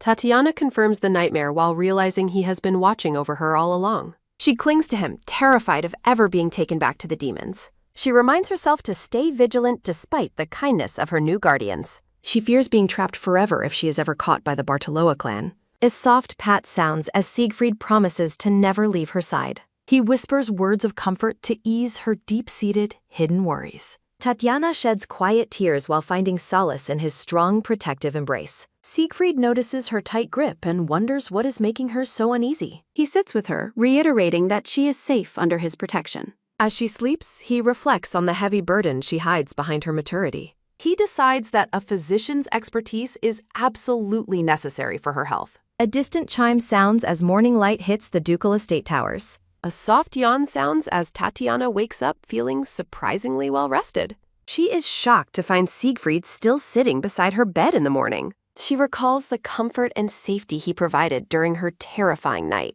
A soft blink sounds as the Duke finally wakes from his light slumber. They exchange morning greetings while he checks on her comfort and health. Tatiana reacts with pure shock as he suddenly declares that she is sick. Siegfried explains that a checkup is necessary to find any hidden issues. Tatiana agrees to the exam to avoid an argument and visit the library. A heavy creak sounds as someone announces they are entering the room. A cheerful, curly-haired physician introduces himself to the young lady. Tatiana offers a polite bow and introduces herself as Titi. The physician prepares his stethoscope to begin the medical examination. A sharp snap sounds as the doctor closes his medical bag 10 minutes later. He reports that poor nutrition has unfortunately delayed her physical growth. Siegfried expresses concern while Tatiana remains tucked silently inside her bed. The physician offers her a piece of pink candy as a reward for her patience. Tatiana excitedly accepts the treat and asks to visit the library now. Siegfried permits the visit, making the child ecstatic about finally going. Tatiana bids them farewell as she runs off to start her library visit. The physician addresses Siegfried privately regarding a more serious matter. He reveals that the child seems to suffer from frequent nightmares. They discuss the likely psychological roots of her recurring night terrors. Siegfried ponders the trauma while a dark vision of a demon appears. The doctor explains her past as a slave causes lingering mental distress. He emphasizes the importance of easing the girl's deep-seated anxiety. Siegfried sits alone, contemplating what the girl truly fears the most. He realizes her greatest fear is likely being abandoned by her family. Tatiana's constant desire to be helpful is seen as a survival instinct. The two men agree to monitor the girl's hidden pain very closely. Siegfried calls for an attendant to enter his grand office. A servant informs him that the other guardians have arrived already. The Duke stands up to join his allies for their meeting. He decides to share his concerns about Tatiana's anxiety with his friends. Kyrios and Caesar bicker playfully while waiting for the Duke's arrival. Siegfried enters the room and explains Tatiana is currently at the library. The Duke urges his companions to get straight to the point. Siegfried sits among blue roses, ready to discuss the child's situation. Caesar questions why the child would still be anxious in safety. Caesar looks over at Kyrios, noting his lack of emotional understanding. Siegfried explains that the psychological wounds of abuse heal very slowly. The silver-haired high priest notes that wounds from abuse do not heal quickly. Caesar and Kyrios listen intently to the Duke's troubling recurt. Siegfried explains her behavior is proof of her deep-seated inner struggle. Caesar suggests acknowledging her efforts bit by bit to build her confidence. Kyrios laments that a child should be playing instead of worrying. Caesar smiles gently, radiating a calm and divine energy. Siegfried suggests they continue the discussion together with the girl. The Duke instructs an attendant to bring Tatiana to the lounge. The scene shifts to the massive and ornate Orleans townhouse library. Tatiana asks Nora if she can read every book in the collection. Tatiana beams with pure joy at the library's vast selection of books. Nora confirms she can browse freely as the Duke commanded. Tatiana notices the surprisingly poor quality of the fabric in Nora's uniform. She reflects on how easily Nora's dress tore in her grip earlier. Tatiana observes that other servants also have poorly made, worn clothing. She reflects that Siegfried's wealth makes these budget cuts very unlikely. Tatiana narrows her eyes as she considers who has the power to tamper with the household budget. She identifies Countess Ghiberti, the estate's chief administrator, as the likely culprit behind the suspicious spending. She notes that the red-haired countess is the only person in the mansion wearing excessively expensive and luxurious fabrics. The pink-haired girl worries that the Duke won't believe such a serious accusation coming from a 4-year-old child. She focuses on finding a way to reveal the truth while running quickly through the library. The red-haired Countess Ghiberti suddenly scolds Tatiana for handling the library's extremely valuable books. The countess harshly orders her to be careful while the maid Nora stands silently in the background. The woman continues to complain about the child's presence, highlighting the immense cost of the collection. Tatiana is annoyed by the woman's constant nitpicking and feels a bead of sweat from the persistent nagging. A sudden, loud call for Lady Tatiana interrupts the tense atmosphere in the library. A servant arrives to inform the group that the Duke has requested the young lady's immediate presence. Tatiana is surprised that Siegfried is already looking for her so early in the morning. Countess Ghiberti's expression shifts as she tells the child to hurry to meet the Duke.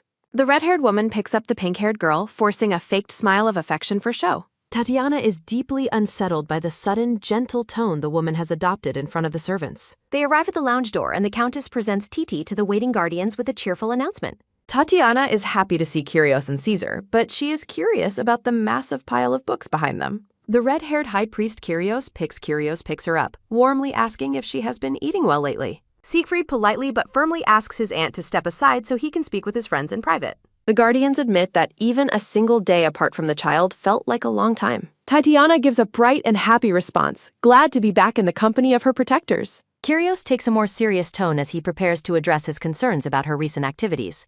He questions why such a young child is spending her time in a library instead of playing and running around. Tatiana puts on a determined face, explaining her desire to be helpful to the adults in the family. Caesar suggests that she should focus on her basic education before taking on any responsibilities. He points to a stack of parenting books, telling her they aren't for her and she should focus on snacks. Siegfried reveals that he has consulted with orphanage experts regarding the best way to handle her upbringing. The silver-haired priest explains that play-based learning is the most effective method for someone her age. Kyrios listens intently as the priest defines the concept of educational play for her development.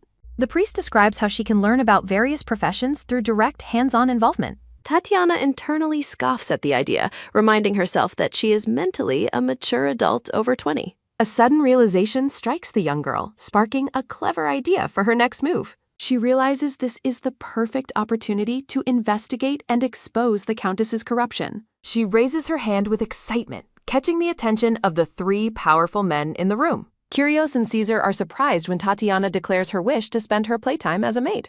Tatiana keeps her true intentions hidden, smiling while she plans to use this role to uncover the truth. She claims she wants to learn from the kind mates, imagining their tearful gratitude for her kindness. The guardians are deeply moved by her apparent selflessness and praise her for her admirable heart.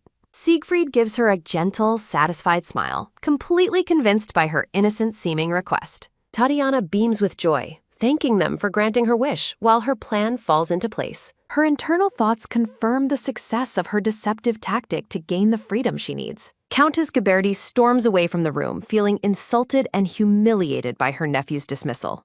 She replays the Duke's command to leave, her anger growing with every step through the mansion. She watches from the shadows as Siegfried holds the pink-haired girl with genuine care and protection. The Countess seethes with jealousy, questioning how long this outsider will be allowed to stay. She resents the fact that the Duke showers the girl with affection while ignoring his own blood relatives. She recalls how Siegfried went as far as calling a doctor for the girl's morning checkup. She reflects on how out of character this behavior is for the normally cold and distant Duke. The woman bursts into a room, determined to find a way to drive the child out of the estate. She orders the maid Nora to prepare a servant's uniform for Tatiana's upcoming play education. A thought bubble expresses a refusal to let a low-born child inherit the ducal title. Tatiana enjoys snacks while plotting her next move against the Countess's corruption. A sudden spark of inspiration hits. She springs excitedly to her feet. She decides to use the play Education as a cover to inspect all servant uniforms. She excitedly expands her request to include roles in the kitchen, garden, and stables. Nora is overjoyed by the request, while Tatiana is glad her ruse is working so well. They arrive at the townhouse kitchen, where the staff greets the young lady with surprise. Tatiana is puzzled by the immense fondness and warmth the servants show toward her. She asks for an apron, but a maid apologetically explains they have no new supplies available. Tatiana insists on using a worn one, even though the maid warns it is quite dirty. She leans into her child persona to manipulate the situation and get her hands on the old fabric. She spins around happily in her oversized stained apron to hide her investigative intentions. A close look at the fabric confirms her worst suspicions about the estate's finances. She recalls various signs of neglect, from torn uniforms to the lack of proper animal treats.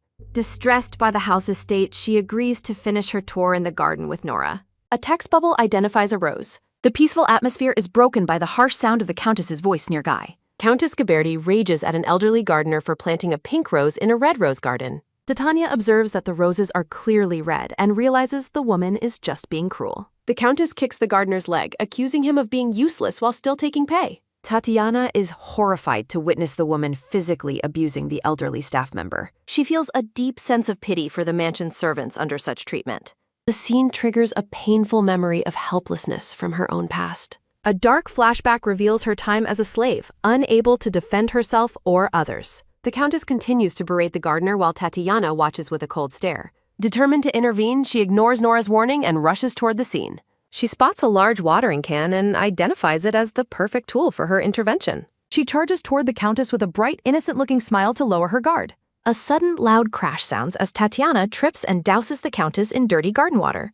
The red-haired woman trembles with fury as her expensive gown is completely ruined. She screams at the child, demanding to know if she understands the cost of the ruined fabric. Tatiana puts on a clumsy, apologetic act, claiming she was just excited to see the caretaker.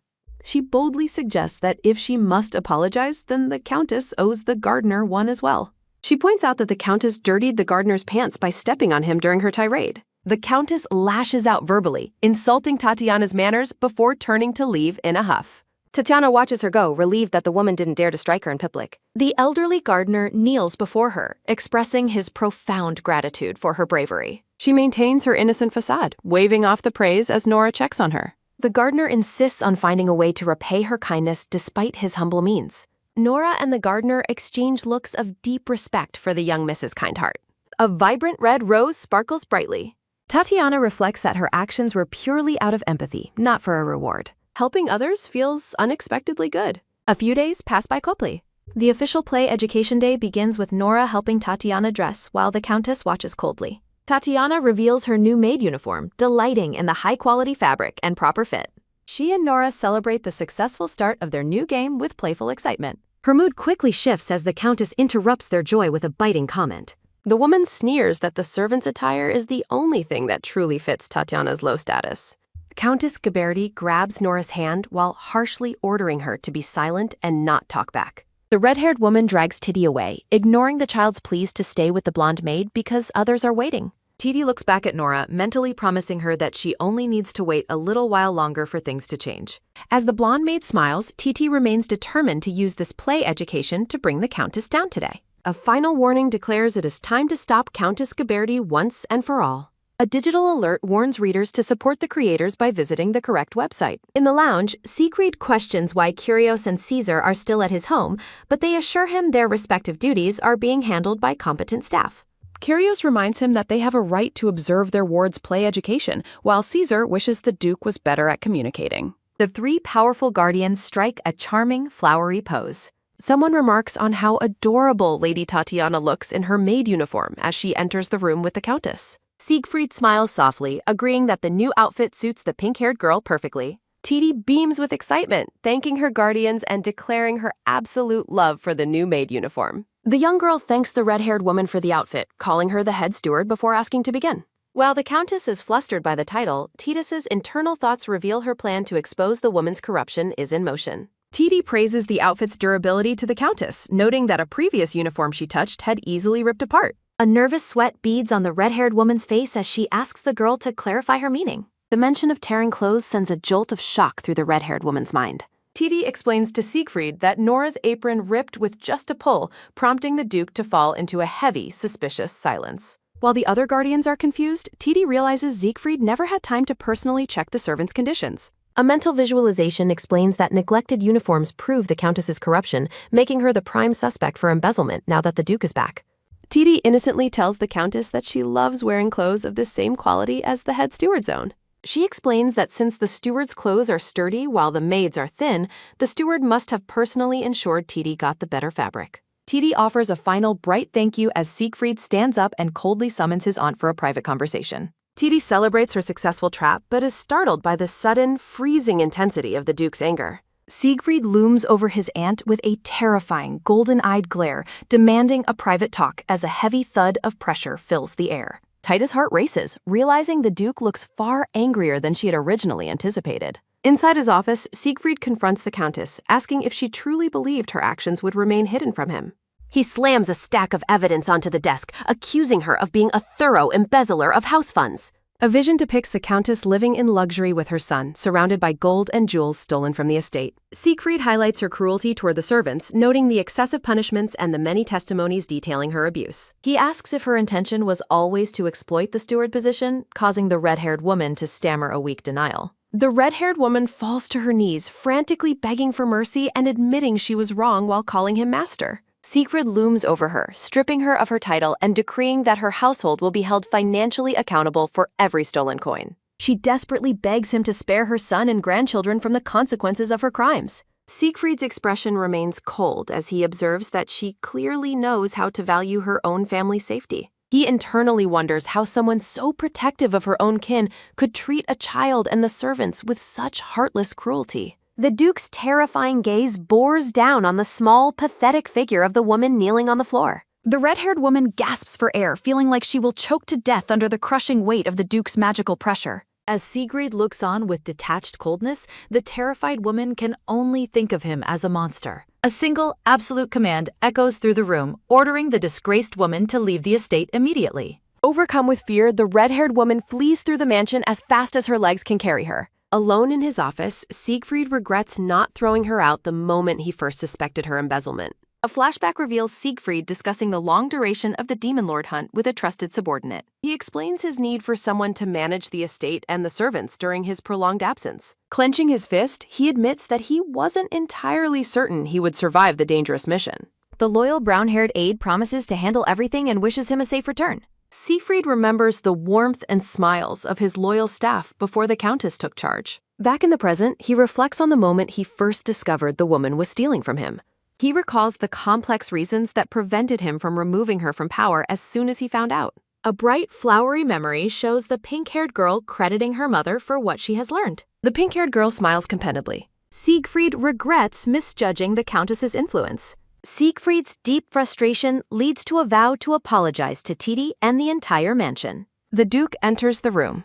Caesar asks Siegfried if he has finished with his business as the Duke enters the lounge. A sudden slip causes TD a stumble. Siegfried catches TD as it falls. He kneels to ensure she is uninjured. TD is overjoyed by Siegfried's use of her nickname. Siegfried's expression softens with newfound affection. Siegfried offers a sincere apology for his failure to protect TT and rid the house of the Countess sooner. Siegfried questions his own reliability, causing the young girl to look up at him in surprise. A giant hand gently holds hers. Siegfried tells TD she doesn't need to force herself to be a good child. He explains that she shouldn't have to worry about being useful and should just be herself. Siegfried encourages her to focus on being happy after all the suffering she's endured. Siegfried asks if she understands his message, and TD softly replies that she does. A radiant smile brightens the girl's face. Birds chirp outside the estate's cover. The successful role-playing trap leads to the Countess's final removal from the estate. Siegfried manages to recover all the embezzled wealth along with a massive amount of compensation from the family. TD decides to stop worrying about the Countess while continuing her role-play as a stable hand.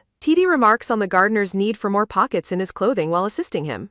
The employee's inconveniences are fixed immediately whenever TT points them out during her play. The chef and maid are eager to give TD treats as thanks for her help. TD reaches for another delicious cookie. TD is deeply frustrated by the lack of clues for her Demon King Awakening.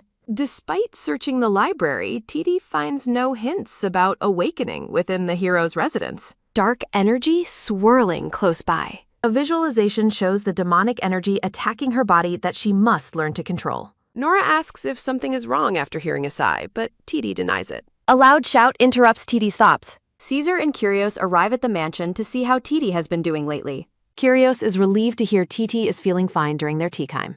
Siegfried's arrival puts the visitors on edge. Siegfried coldly suggests that the two visitors should return to their duties now that TD is well. Caesar asks why Siegfried is acting so cold, reminding him of their shared history defeating demon lords. Siegfried points out that they barged in without notice and ignored official requests to find him. Siegfried dismisses them as mere playmates for TD who are neglecting their actual work. Caesar excitedly claims he brought a gift. A magical gift box begins to glow. Caesar presents the mysterious box to TP. TD excitedly asks if the gift is for her, and Caesar tells her to open it. The contents sparkle with a brilliant light. Caesar explains that the trendy shoes will be perfect for their walk together. The Guardians help TD try on the shoes while Siegfried tells her to lift a foot. TD confirms that the cute bunny shoes fit her perfectly and are very comfortable. The girl stands up with excitement. A high-pitched squeak sounds from the shoes. TD stands paralyzed by the unexpected noise. The pink-haired girl is startled by the loud squeaking sound her new shoes make with every single step. TD is internally annoyed by her infantile appearance, noting that she is mentally much older than her 4-year-old body suggests. Caesar finds TD adorable. Curios takes credit for the shoes, and Siegfried calls her beautiful while admitting Curios picked a good item. TD forces a smile and claims to like the shoes, privately hoping that everyone stays happy with her act. Siegfried offers to carry TD to the garden, but a silver-haired aide interrupts the group with an urgent report. The aide delivers a message from the Imperial Palace, causing Caesar to react with suspicion over the Empire's sudden involvement. The silver-haired aide explains that a victory banquet is being held to celebrate the hero's success in the subjugation. TD reflects on how it has already been over a month since their return to the capital.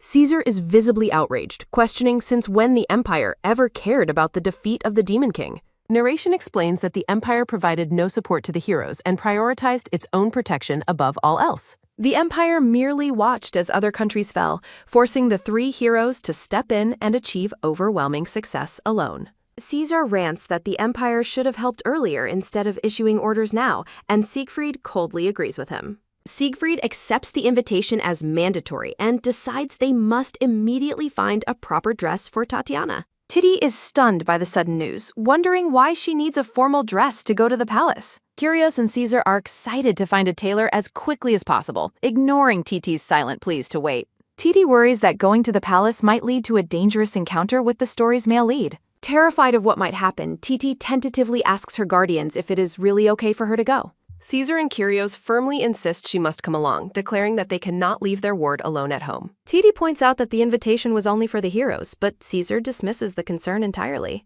TD hopes that her being a potential burden will be enough of an excuse for her to stay behind. Siegfried and the others declare they will skip the banquet if she stays, forcing TD to panic and change her mind. Siegfried offers a soft smile, reminding everyone that a true guardian should always prioritize their charge above all other duties. Curios and Caesar agree that playing with TT is much more fun than attending a boring imperial banquet. Kyrios' teasing comments lead to a comical shouting match as Caesar reacts with predictable, red-haired rage. TD realizes that the heroes are only being so insistent because they are worried she will feel left out. Giving in, TD agrees to attend, acknowledging that convincing these 3 heroes is an impossible task. TD resolves to stay positive, hoping that since the prince isn't yet a hero, her Demon King secret remains safe. The future remains completely uncertain. TD considers that the Imperial Palace might hold a clue about her eventual awakening as the Demon King. 1 week later, the carriage arrives at the Grand Palace gates under the light of a full moon. The coachman announces their arrival as TT, wearing her new dress and shoes, prepares to step out. TD looks stunning in her light yellow gown adorned with pink roses and a matching flower in her hair. Caesar warns TD to stay close in the large crowd, and the young girl obediently agrees to do so. TD finally feels relieved, recalling how the heroes had spent the entire week loudly arguing over her dress color. A flashback shows Caesar wanting pink, Curios wanting blue, and Siegfried insisting that white suits an angelic girl like TD. The loud debate over lace and ribbons left TD completely exhausted by the end of the week. TD ended the commotion by firmly declaring she wanted to wear a yellow dress, leaving her guardians in shock. The group finally arrives at the imperial city, prepared for the banquet despite the earlier drama. Kyrios gently leads Titi by the hand as Siegfried follows, reminding her to hold on tightly. Titi is wide-eyed with wonder, noting that the palace hallways are incredibly fancy with golden chandeliers. Titi acknowledges that the imperial palace is far more grand than even the beautiful Orleans estate. An announcer heralds the entry of Duke Orleans, the master of the magic tower, and the high priest. Titi's heart beats with nervous energy. The heroes overlook the gathered crowd. The heroes make their grand entrance, walking through the ballroom with the pink-haired girl following close behind. Nobles gossip about the unknown child from the Demon King's castle, questioning if she can truly be trusted. Sensing Titi's unease, Kyrios pauses and leans down to check on her during their entrance. Kyrios asks if she is feeling overwhelmed by the crowd, while Siegfried asks if she is all right. Titi realizes they are protecting her from the cruel whispers and reassures them that she is fine. Titi is touched by the tear. The heroes are greeted by a voice acknowledging the long time since they last met, while a bystander questions Titi's identity. The emperor expresses his gratitude for the heroes' remarkable war achievements, while Titi observes his formal imperial attire. The empress and young boy focus on the prince's shoes. The young prince, Latius Caesar del Esperant, stands before them looking withdrawn, despite his striking golden hair and ruby eyes. Titi feels bittersweet seeing her favorite protagonist appearing so small and lonely compared to his heroic future self. Narrative text explains that Latius is the only legitimate heir to the Descartes Empire, born to a foreign empress. Following his mother's early death, the young prince faced settled torment within the palace at the hands of a dark, sinister silhouette. Latius lived under the oppressive influence of the second empress, who hailed from a powerful and ruthless noble family. All this neglect occurred with the silent, cold consent of his own father, the current emperor. Though she feels she has no right to pity others, Titi cannot help but feel concerned for the lonely boy while the emperor welcomes the heroes. The emperor declares that all humanity owes their lives to the trio, but Kyrios humbly dismisses the excessive praise. The emperor identifies Titi as the child rescued from the Demon King's castle, surprising the young girl. Titi performs a graceful curtsy, politely greeting the emperor, the empress, and the princes in attendance. Siegfried smiles proudly, and Titi notices he placed extra emphasis on the fact that she is under his personal protection. Noting the Duke's fondness for the child, the Emperor listens as Siegfried requests permission to leave, so Titi doesn't struggle with court etiquette. The Emperor grants their request, and Titi reacts with genuine excitement as she is told it is time to depart. 1 hour later, Titi collapses onto a red sofa with a tired exhale of relief to finally find a moment of peace. Titi reflects on how she was completely drained by the constant attention and people flocking to speak with the heroes. Overwhelmed by the noise and crowds surrounding the heroes, Titi firmly insisted on staying with the maids instead. The 3 heroes looked dumbfounded. The heroes eventually allowed her some distance after repeatedly lecturing the maids on her care, finally giving Titi some much-needed quiet. Exhausted, the young girl sighs. A sudden realization startles her. Titi is shocked to see Latius standing nearby, wondering why the prince would be in this secluded area. Latius looks hesitant and unsure. Latius offers to leave to avoid making her feel uncomfortable, but Titi finds the idea of the protagonist retreating completely absurd. As Latius bows to take his leave, Titi recalls his destiny to kill her one day while still admiring him as her favorite character. Titi reaches out for him. Latius stops and asks if she has something to say to him. Titi stares with great determination. Narrative text recalls how he was ostracized by the new empress and ignored by the palace servants after his mother died. A dark prophecy looms ahead. A vision depicts the future hero slaying the pink-haired Demon King. Titi grips his clothes tightly, unable to leave him alone despite knowing the danger he represents to her future. Titi tells the shocked prince that she isn't uncomfortable around him at all. Titi observes his sad expression. Titi remembers her own lack of kindness in the demon castle and decides she cannot simply let him walk away. Titi smiles brightly at Latius, mentally declaring that he is truly her favorite character. Titi finds a shared penetration. He has no allies here. Parallels are drawn between Lascisius's isolation and Titi's past where no one was ever kind to her. Titi looks into his eyes. Titi happily holds onto his arm. Latius looks stunned and confused. Titi beams and asks the prince if he would like to play with her, as she is eager for his company. Latius reacts with gentle surprise. Lascisius agrees to stay and suggests they have a quiet conversation together away from the noise of the banquet. Titi successfully stops the prince. They sit together, though Lasius's isolation has left him quite poor at making casual conversation. Titi takes charge of the conversation, excitedly telling Lagius that she has been wanting to share something for a while as she looks into his deep red eyes. Lagius is surprised that she is focusing on his eyes, but Titi insists they are a beautiful red color, comparing them to precious gemstones. Titi's face lights up with joy as she exclaims that his eyes sparkle just like bright, ripe cherries. An arrogant voice interrupts the moment, claiming his eyes look blood red and monstrous, causing Titi to look toward the source of the rude remark.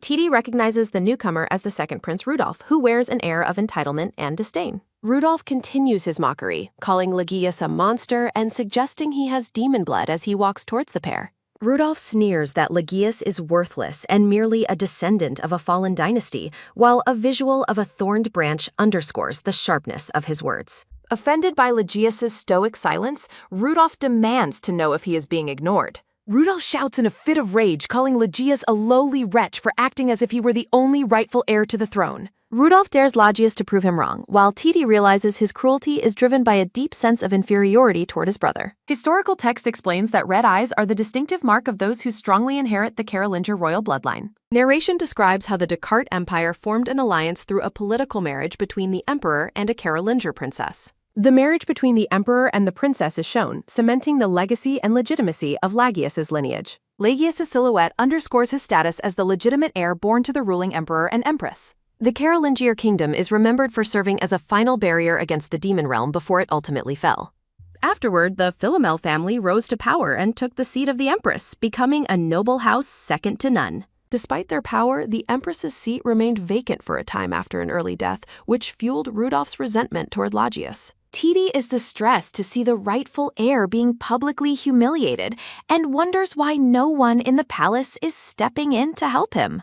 Titi notices the nearby maids are ignoring the verbal abuse, making her feel that someone must stop the situation. Titi looks toward Lagius with profound sympathy as he silently endures the prince's insults. Unable to stay silent any longer, Titi shouts for the bullying to stop, deciding that she must be the one to take action. Rudolph is stunned by the interruption and angrily asks Titi who she thinks she is to interfere in his business. Rudolph mocks Titi's status, claiming she is only here because of the heroes, and complaining that royalty shouldn't have to wait for them at the banquet. Titi's frustration peaks as she realizes Rudolph is a petty brat who is directing his misplaced anger toward her. Rudolph grumbles that the victory celebration was a mistake, leaving Titi completely shocked by his blatant disrespect. Titi glares at him, thinking about how the imperial family did nothing while the heroes risked their lives at the demon castle. Titi speaks up, reminding Rudolph that the heroes were the ones who ensured the emperor and empress stayed safe during the war. Titi emphasizes how grateful she is to the heroes for saving everyone from the demon threat. Titi asks Rudolph what the imperial knights were doing while the heroes were fighting alone, leaving the prince speechless and frustrated. Titi adds one final defense, firmly declaring that Lagius's eyes are beautiful rather than monstrous. Titi's face is set with unwavering determination. Lagius gazes at Titi with wide eyes, a slight blush warming his cheeks at her unexpected and fierce support. Enraged, Rudolph raises a fist to strike her, forcing Titi to flinch and prepare to dodge the blow. Titi braces herself for the impact, her eyes squeezed shut in fear as she hopes to avoid the hit. Lagius catches Rudolph's arm mid-swing, shielding Titi and telling his brother to stop immediately. Lagius asks if it isn't the truth that the imperial family retreated while the heroes fought, causing Rudolph to tremble with shock and anger. Lagius smiles coldly while maintaining an iron grip on Rudolph's wrist, ignoring the younger boy's desperate demands to be released. A voice booms from across the room, demanding to know the reason for all the commotion. A man enters the room to address the growing conflict between the children.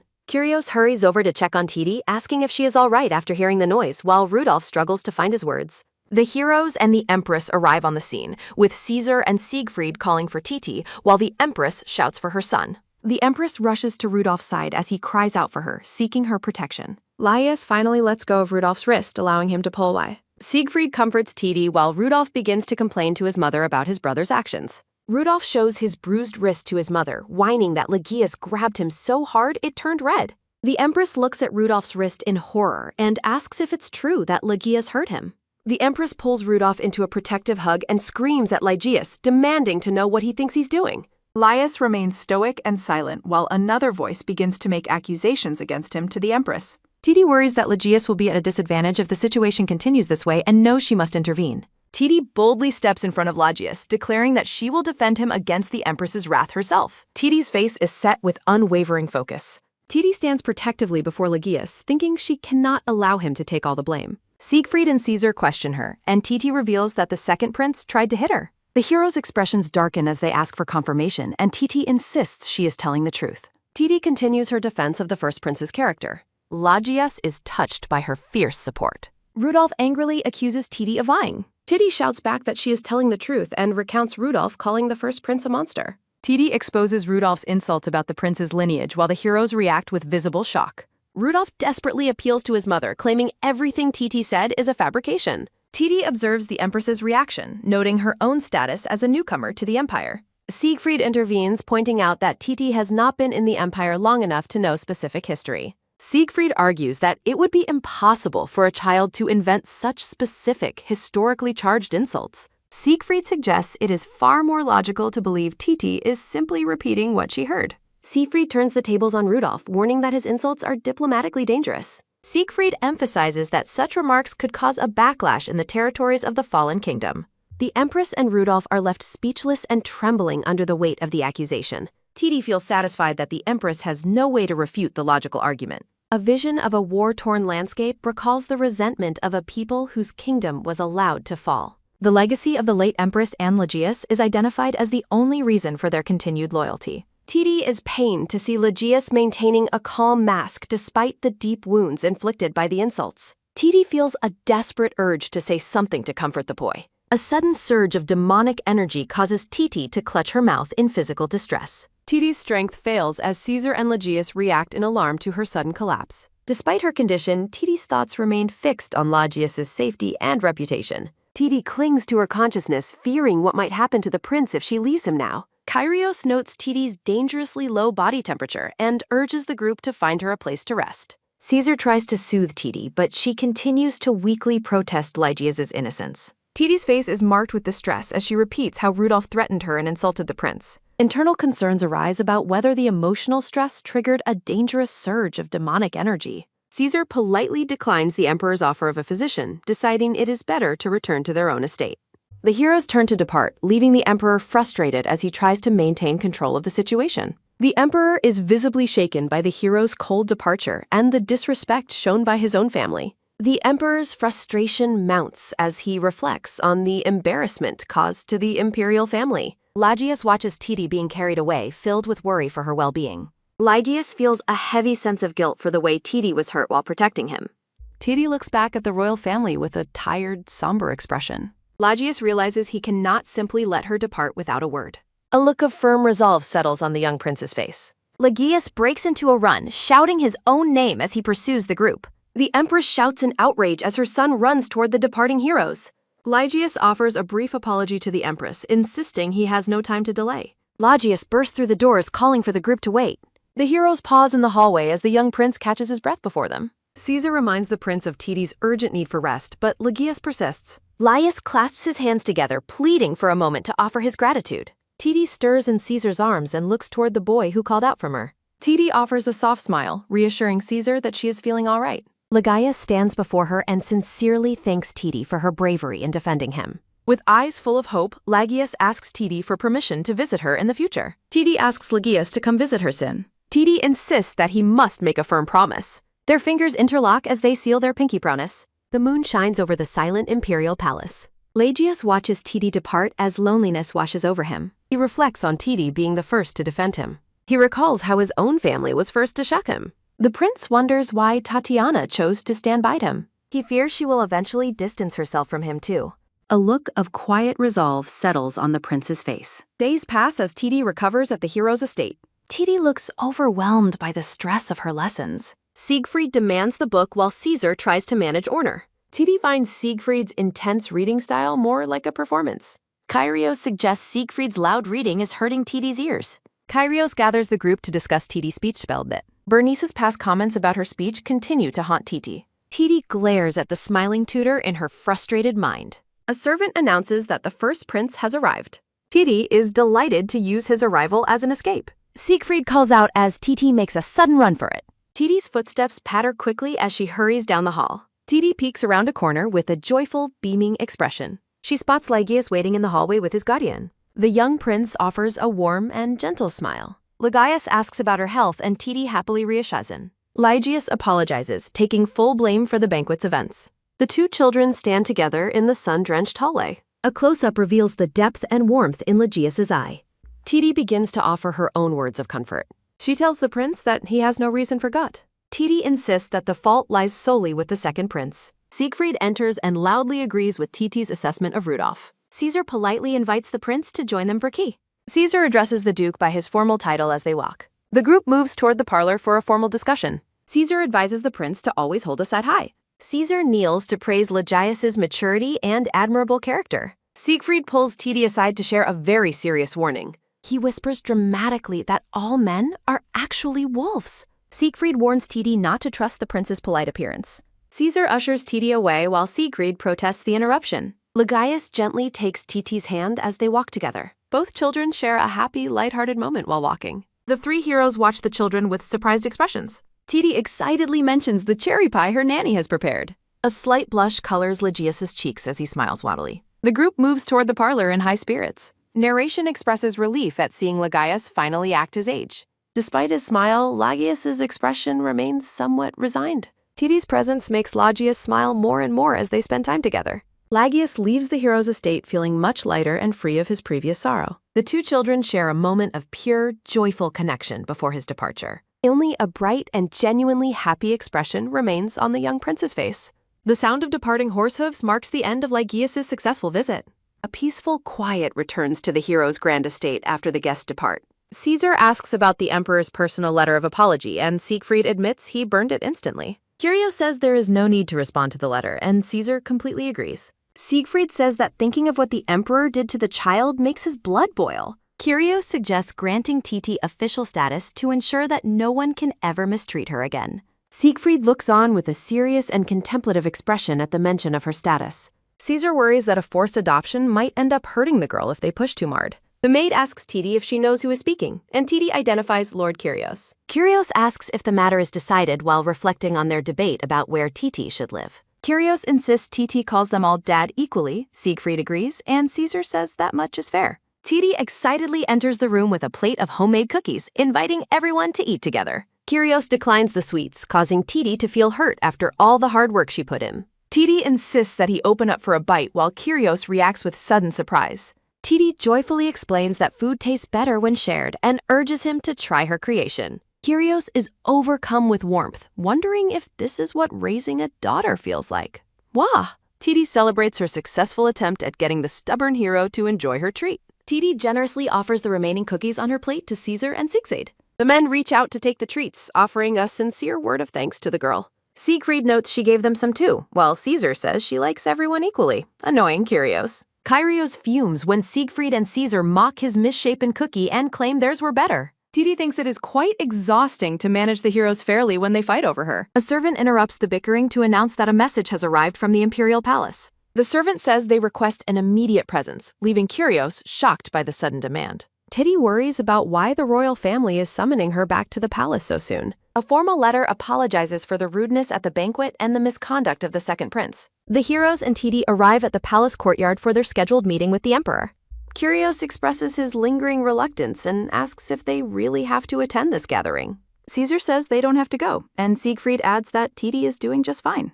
Curios complains about the summons, while Siegfried agrees and Titi suggests they just get it over with. Haha! Caesar and Curios agree to go for Titi's sake, and Siegfried offers her a comforting hand. Titi admits she doesn't want to be there, but worries about Legius being left alone. A single thought remains fixed in Titi's mind about whether the prince is doing okay. A formal voice welcomes the group as they enter the palace for the meeting. The emperor greets the group and immediately asks if the child's health has fully recovered. The emperor says he was concerned about her illness, but Titi finds the atmosphere deeply uncomfortable. Caesar explains that the prince is still having trouble moving around because he was seriously ill. Caesar emphasizes that just making it to the palace today was a great difficulty for her. Titi begins feigning a cough to support the hero's claim of her fragile health. Cough, cough. The emperor and empress look on with a mix of concern and visible unease. Siegfried asks if she is all right, and Titi plays along while expressing her hesitation to stay. Titi clings to Siegfried and asks how long she must stay near the scary second prince. Rudolph sits beside the empress, looking visibly upset and cornered by the girl's accusations. The empress explains the meeting is for an apology and asks Titi to accept her son's words. Rudolph struggles through a forced and deeply reluctant apology for his past behavior toward her. Titi finds it amusing to watch the bratty prince be forced to offer a public apology. Ha ha! Caesar looks at the young girl and wonders if he should take advantage of this situation just a little bit. Titi looks up with big, watery eyes and admits she still wants to see the first prince. Titi insists that the first prince is kind, making her feel safe when she is with him. The empress remains silent with a cold, narrowed gaze. Caesar notes that Titi seems nervous and suggests it would be a great help if the first prince could stay with them. The emperor stammers in surprise at the duke's suggestion, while Caesar emphasizes that the journey here alone was already exhausting for the child. Caesar pointedly asks if the gathering was meant for an apology to Tatiana, trusting the emperor will grant this small request for her sake. The emperor sighs and rubs his forehead before finally agreeing to the request. A heavy creak sounds as the doors open. Lagius enters the room and offers a formal greeting to the emperor, the empress, and the three heroes. Titi observes that even though the emperor is his father, Lagius still calls him Your Majesty instead of father. Caesar suggests that the adults have matters to discuss and should let the children play separately, which the empress finds to be a good idea. The emperor agrees that it would be best and instructs Lagius to take Tatiana outside while the young prince obediently complies. Sunlight streams through the ornate palace window. As they walk away, Titi wonders why the second prince is following them with such a grumpy expression. Titi asks the second prince why he is coming along, and Rudolph haughtily replies that he is taking the trouble to play with her, so she should be grateful. Titi demands to know why she has to play with the second prince at all, leaving Rudolph shocked. Rudolph shouts that his previous apology should have changed things, but Titi remains completely unimpressed. Titi smiles and mocks the idea of playing with the second prince, leaving him fuming in the background. Titi sticks her tongue out and tells the second prince not to get in the way because she is going to play with Lagius instead. Lagius asks if she truly wishes to distance herself from Rudolph, and Titi happily confirms that she does. Lagius suddenly sweeps the girl up into his arms, leaving her gasping in shock. Lagius breaks into a run while Rudolph screams for them to stop right there. Titi waves and shouts goodbye to the second prince as Lagius carries her further away. Lagius asks if there is anywhere special she would like to go, and Titi excitedly requests to visit the library. Lagius tells her to hold on tight as he runs down the long hallway, promising they will arrive at the library soon. Titi gazes at the massive room and exclaims how big it is. Lagius asks if she likes the library, and Titi enthusiastically says it is even better than the one at the townhouse. Titi reflects on how Lagius was deprived of a proper education and a tutor, unlike most princes preparing to be emperor. Narration explains that Lagius had to educate himself by reading alone in the library, since physical abuse was replaced by a denial of his rightful education. The empress cruelly denied her son the education he deserved, forcing him to study in secret. Because of the empress, Lagius had to be cautious and could only visit the library on rare occasions to read what he could. Titi looks at the prince with a questioning expression as her heart aches for the neglect he suffered. Suddenly, a realization strikes Titi, and she wonders why she didn't think of her plan sooner. Titi thinks to herself that she doesn't need to look far for a tutor when she has the heroes right there. She realizes she already has the perfect people by her side to serve as great mentors for Lagius.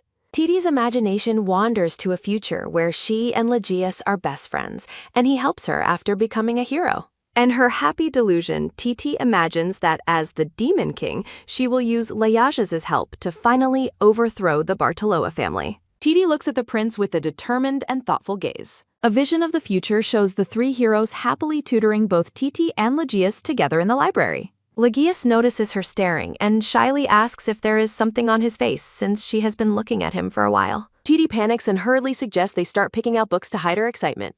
30 minutes later, Lagius gently covers a sleeping Titi with a blanket, noting she must have been exhausted despite being the one who wanted to come. Lagius watches over the sleeping girl with a soft expression. He watches her closely and thinks the situation is truly fascinating. Lagius reflects that Titi must know the truth about him by now, yet she has never once tried to avoid him. He thinks about how she embraced him instead of shunning him like everyone else.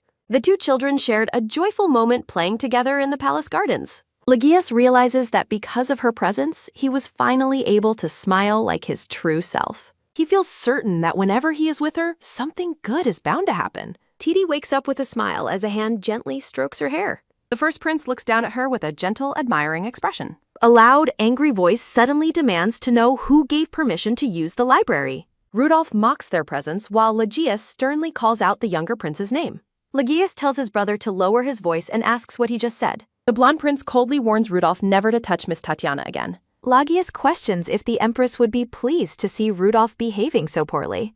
He notes that opposing Tatiana means opposing the three heroes, causing Rudolph to blush in frustration. Rudolph erupts in a fit of rage. Liaja suddenly clamps his hand over Rudolph's mouth to silence his screaming. The first prince stares with a chilling intensity and repeats his command for silence. Titi wakes up and rubs her eyes while looking for the first prince. The young girl gasps in surprise and asks if the two of them are fighting. Rudolph remains muffled and struggling against his brother's firm grip. Titi steps in between them and begs both princes to calm down immediately. Rudolph escapes the grip and screams an insult about them being orphans. Lias tells him to watch his mouth while Rudolph continues to laugh mockingly.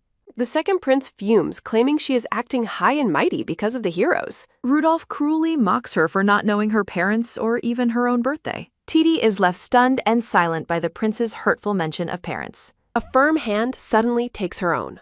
Liagius pulls Titi away while Rudolph continues to scream at them from behind. They walk away from the library in a tense, heavy silence. Titi follows along and wonders where the prince is meeting her. The two children arrive at the lush and peaceful royal palace garden. Liagius assures her that Rudolph won't come looking for them in this secluded spot. Titi beams with a bright smile and offers her sincere thanks to him. Titi reflects on how she has never really thought about her biological parents before. She wonders why they abandoned her as she stands alone in the garden. A dark vision of a caged demon surfaces as she recalls her earliest memories. Titi clutches her head in sudden, sharp pain while Liagius watches with concern. The three heroes arrive and ask what they are doing in such a remote place. Curios worries she might have played too hard while the girl groans in discomfort. Ugh. The red-haired hero reacts with shock at the girl's visible distress. Siegfried asks if she is in pain as he leans in closer. Curios kneels and asks the girl if she is feeling all right. Caesar asks Liagius for an explanation while the prince confirms he brought her here quickly. Kyrios fumes about Rudolph's behavior while Caesar tells him to keep his voice down. Siegfried strokes her head and asks if she is feeling better after hearing what happened. He admits he forgot she is still at an age where losing parents is difficult. Siegfried suggests it might be time to bring up a certain proposal to her. The heroes agree while a confused Titi asks what kind of proposal they mean. Caesar explains that their current temporary guardianship offers her no real legal protection. He lowers himself for a formal request. Caesar takes a formal stance in front of her while the garden breeze blows. He kneels humbly on the garden path. Caesar says he decided on this because he never wants anyone to treat her poorly. Titi stares in awe as her heart begins to race with anticipation. Caesar asks to be her father while emphasizing that her feelings matter most. Titi is left speechless by the hero's sudden and heartfelt request for adoption. Ever since I transmigrated, I have suffered endless torment. Every single day felt like hell as cruel demons loomed over the small girl. Initially, she approached the heroes only to ensure her own safety as a demon in hiding. However, she found genuine joy and protection within her new family of heroes. She realizes she cannot bear to lose the people she has come to love. Titi enthusiastically accepts the heartfelt proposal of adoption. The young girl beams with pure, unadulterated happiness. Curios tells her to call him Dad from now on, while Siegfried looks forward to their future together. She happily acknowledges her new name, Lady Tatiana. The first prince offers his sincere congratulations to the happy girl. Titi thanks the prince while Siegfried begins to ponder a new thought. The heroes gather around to check if she is feeling better after her earlier distress. Titi realizes that her sudden pain has completely vanished. She decides she should rest a bit longer just to be safe. Caesar suggests they leave soon, and Titi agrees with a smile. They walk through the grand, sunlit palace halls. Titi thinks it is time to start her project of making Rakius a teacher. However, she realizes there is a slight problem with her plan. The narration explains that unlike ordinary heroes, this trio possesses truly exceptional abilities. Their extraordinary power sets a standard far beyond ordinary talent. Titi notes that Rakia's own talent is far from ordinary as well. Titi praises the prince's speed, while the heroes react to them walking side by side. Titi explains how Rakius helped her escape Rudolph, noting that Caesar seems interested in the boy. Siegfried asks for the others' opinions on the prince's exceptional physical prowess for an 8-year-old. Kyrios asks for the prince's permission to inspect him.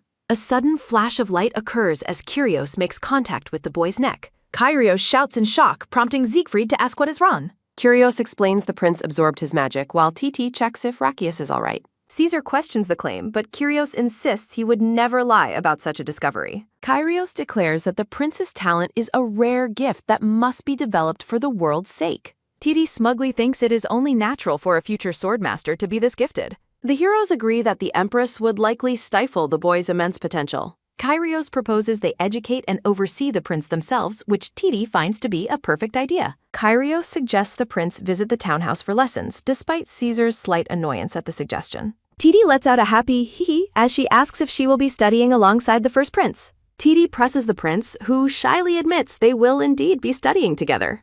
Kyrios asks for the prince's thoughts, while Titi reacts to the boy's slightly arrogant demeanor. The prince stares back with a mixture of determination and bashfulness. Kyrios asks the boy if he is truly okay with the arrangement. The prince gives a firm, enthusiastic confirmation. Caesar decides they should discuss the matter formally with the emperor.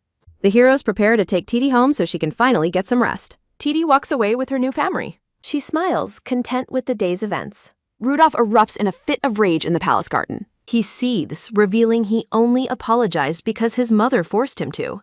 The empress explains that apologizing is a calculated move to avoid making enemies of the heroes. Rudolph is shocked at the prospect of visiting the duke's townhouse personally. The empress suggests they send Rechius as a formality instead while she arranges a later reading. She commands her son to apologize properly when the time is right. The empress tells Rudolph to focus solely on claiming the throne.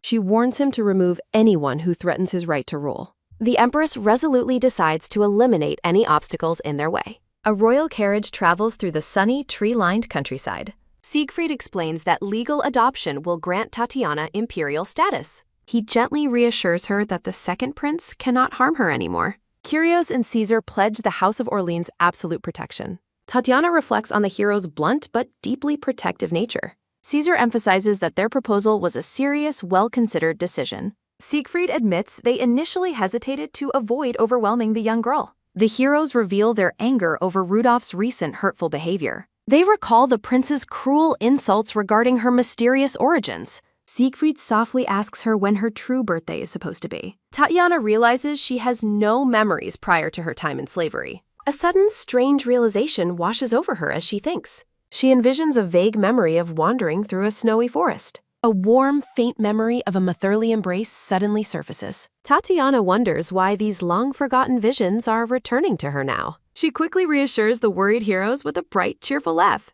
Kyrios and Caesar feel guilty for accidentally bringing up painful memories. Tatiana asks if it is possible for her to choose her own birthday. The young girl glows with a hopeful and innocent idea. The heroes enthusiastically support her choice to pick a special date. Tatiana thoughtfully considers which meaningful day she should select. She excitedly turns to her new family to announce her decision. She chooses the day she first met her 3 new dads. The heroes are deeply touched by her heartfelt and sweet choice. Kyrios and Siegfried break down into joyful, emotional tears. They move to the edge of their seats, asking to hear it again. The scene shifts to the grand imperial palace under the night sky. Rechius reports to his father, the emperor, for a formal meeting. The emperor reveals the heroes' official request to personally teach the prince. He explains they want to nurture Rechius' exceptional and rare talent. Rechius is stunned that the Tower Master and High Priest both agree. The emperor commands him to visit the Orleans townhouse for Tang. Rechius formally bows and vows to obey his father's royal decree. He leaves the chambers marveling at the immense honor he has received. He reflects on how his world expands whenever he's with Tatiana. The 2 children share a moment of pure, carefree happiness together. Rechius recalls the hollow apologies and isolation of his past life. He remembers Tatiana bravely taking his side against his younger brother. He considers the incredible future he will have under the hero's tutelage. Rechius realizes that all these blessings are thanks to Tatiana's presence. A gentle, grateful smile crosses the young first prince's face. Tatiana beams with joy, happy to have helped her friend. The emperor works late into the night within his private office. The empress suddenly storms into the room, fuming with rage. She demands to know if Rechius is truly receiving special training. She angrily questions why an opportunity was given to the first prince. The emperor calmly notes that the heroes personally requested the arrangement. Fuming with indignation, the empress reminds the emperor that she is in charge of the prince's education and questions why she wasn't consulted on such a major decision. A sudden, sharp slam echoes as the emperor strikes his desk to demand silence. The emperor sternly warns that making enemies of the 3 heroes would lead to disaster, while the empress glares in silent frustration. He dismisses her further protests, coldly stating that the matter has already been decided. A low, frustrated sound escapes the empress as she clenches her fist in a surge of suppressed rage. She maintains a veneer of royal decorum as she acknowledges his command before departing his office. The heavy door clicks shut as she steps out, leaving the emperor to his work. Surrounded by a dark, vengeful aura, she vows to herself that she will not let this insult go unpunished. Her jaw tightens with a quiet, grinding sound as she seethes over her loss of control. The narration recounts how her adoption into the House of Orleans was formalized shortly after she first called the heroes her fathers.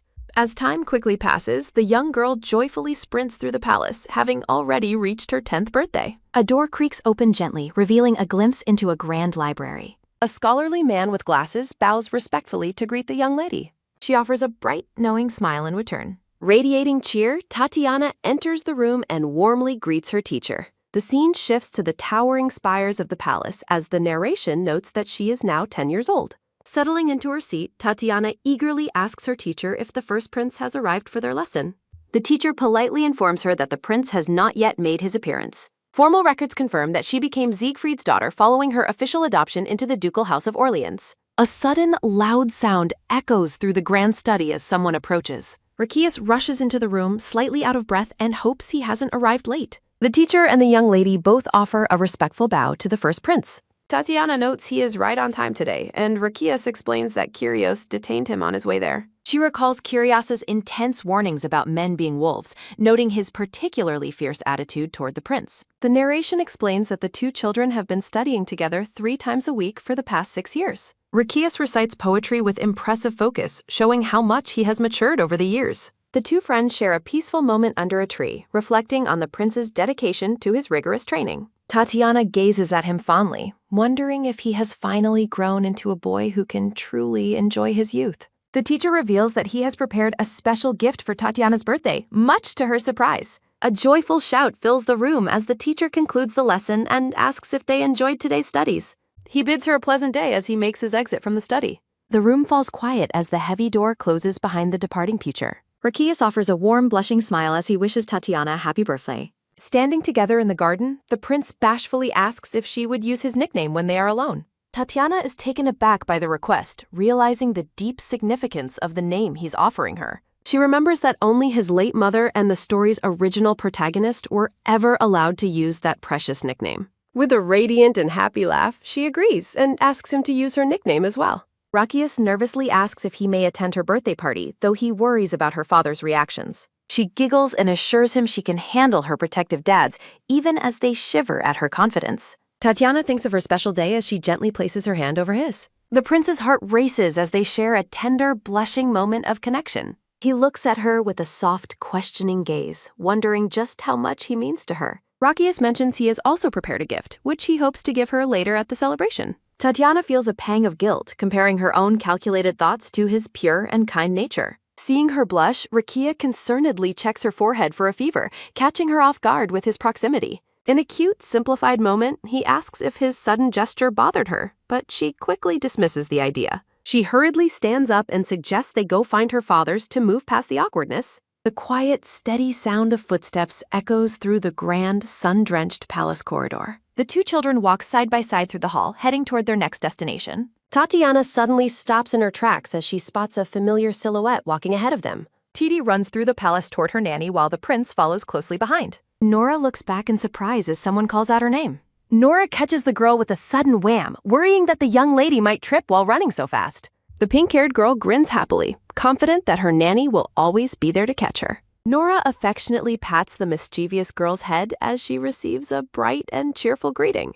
Nora formally greets the first prince, but the blonde boy asks her to treat him more casually. Records recall how the palace servants were initially very intimidated by the boy's status as the first prince. Over time, the staff has warmed up to him, happily offering cookies and friendly welcomes. Tatiana notes her bond with Nora, while Rakias asks if his new wooden sword is the right size, which she confirms. Nora explains that the Duke personally vetted the sword's balance, prompting the prince to plan a formal thank you. The young girl sighs over how her 3 dads take training so seriously despite their outward grumpiness. Tatiana asks Nora where her fathers have gone, but the maid seems hesitant to answer. A quick pat-pat-pat of feet sounds as the girl urges Rocky to follow her quickly. The prince tries to slow her down to avoid worry, but she fears her dads will disappear if they don't hurry. She turns back with a radiant smile, asking if the boy will catch her if she falls. The blonde prince stares at her with a deep, silent blush.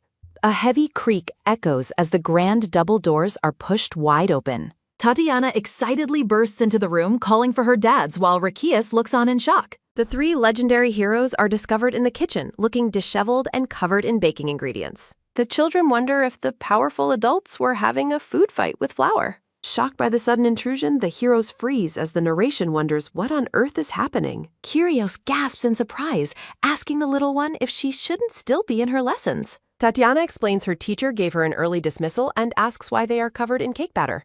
Caesar starts to sob with joy, explaining they worked hard because they knew she wanted to celebrate with them. He notes they couldn't miss this rare chance to spend the day together as the messy kitchen tells the tale. Siegfried and Curios reveal they were attempting to bake her a birthday cake themselves since they know what kids like. The pink-haired girl is deeply moved, never expecting her dads to go to such lengths for her. She asks to watch them finish the preparations, and the heroes happily agree to let her stay. The final result is a beautiful cherry-topped cake that leaves Tatiana in awe and Rakias impressed by their effort. They gather in the lounge where the heroes announce they have joint presents to open before eating. Tatiana invites Lacey to join them on the sofa as they prepare for the gift-giving. An intense, fiery aura radiates from the three dads as they glare menacingly at the prince.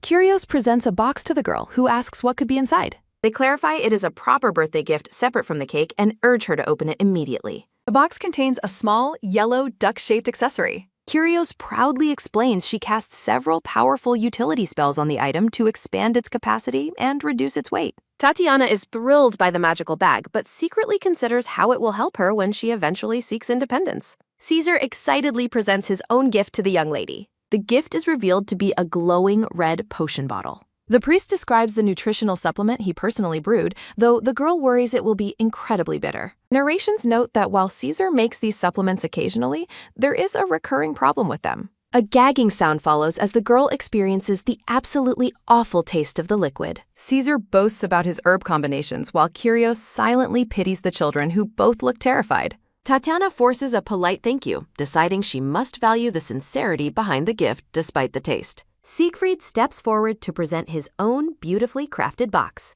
A soft click sounds as the lid of the ornate box is lifted. The young lady is stunned to find a music box inside. The music box features rotating figures of the entire family sitting together on a sofa. Holding the gift, the pink-haired girl feels a warmth, realizing they have become a truly close-knit family. She reflects that they are no longer just world-saving heroes to her, but an ordinary, loving family. Siegfried, the dark-haired man, offers a warm smile as he hopes she likes his gift. Her eyes sparkling with joy, Tatiana exclaims that she really loves it. While the pink-haired girl celebrates, Siegfried wonders what is wrong with Lacius's strange expression. The blonde boy acknowledges his master's call with a look of surprise. Siegfried asks if he plans to give his gift, and Tatiana excitedly reminds Lacey of his promise. Leaning in close, she expresses her intense curiosity about what he has prepared.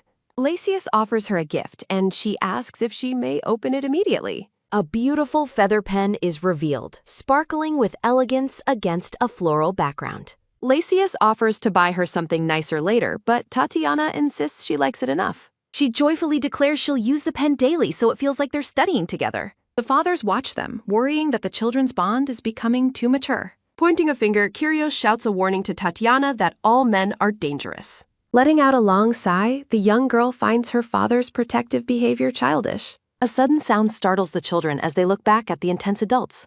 Tatiana notices the serious and awkward expressions on her father's faces. She notes that Lacius also has a strange look on his face. The blonde boy remains silent and contemplative as he looks away. In the sudden silence of the room, Tatiana worries that she might have misspoken. Curios laughs nervously, clarifying their intentions and asking if she wants anything else for her birthday. Pondering the offer, the pink-haired girl reflects on how much she has already received. Her eyes light up as she realizes this is the perfect opportunity to ask. With a bright and determined shout, the young lady raises her hand high. Tatiana joyfully thanks her fathers for providing her with the best birthday ever. Caesar and Curios wave cheerfully, telling her to take care as she departs. Siegfried walks with the children toward the horse-drawn carriage waiting outside. As they reach the carriage, the blonde boy softly calls out Titi's nickname.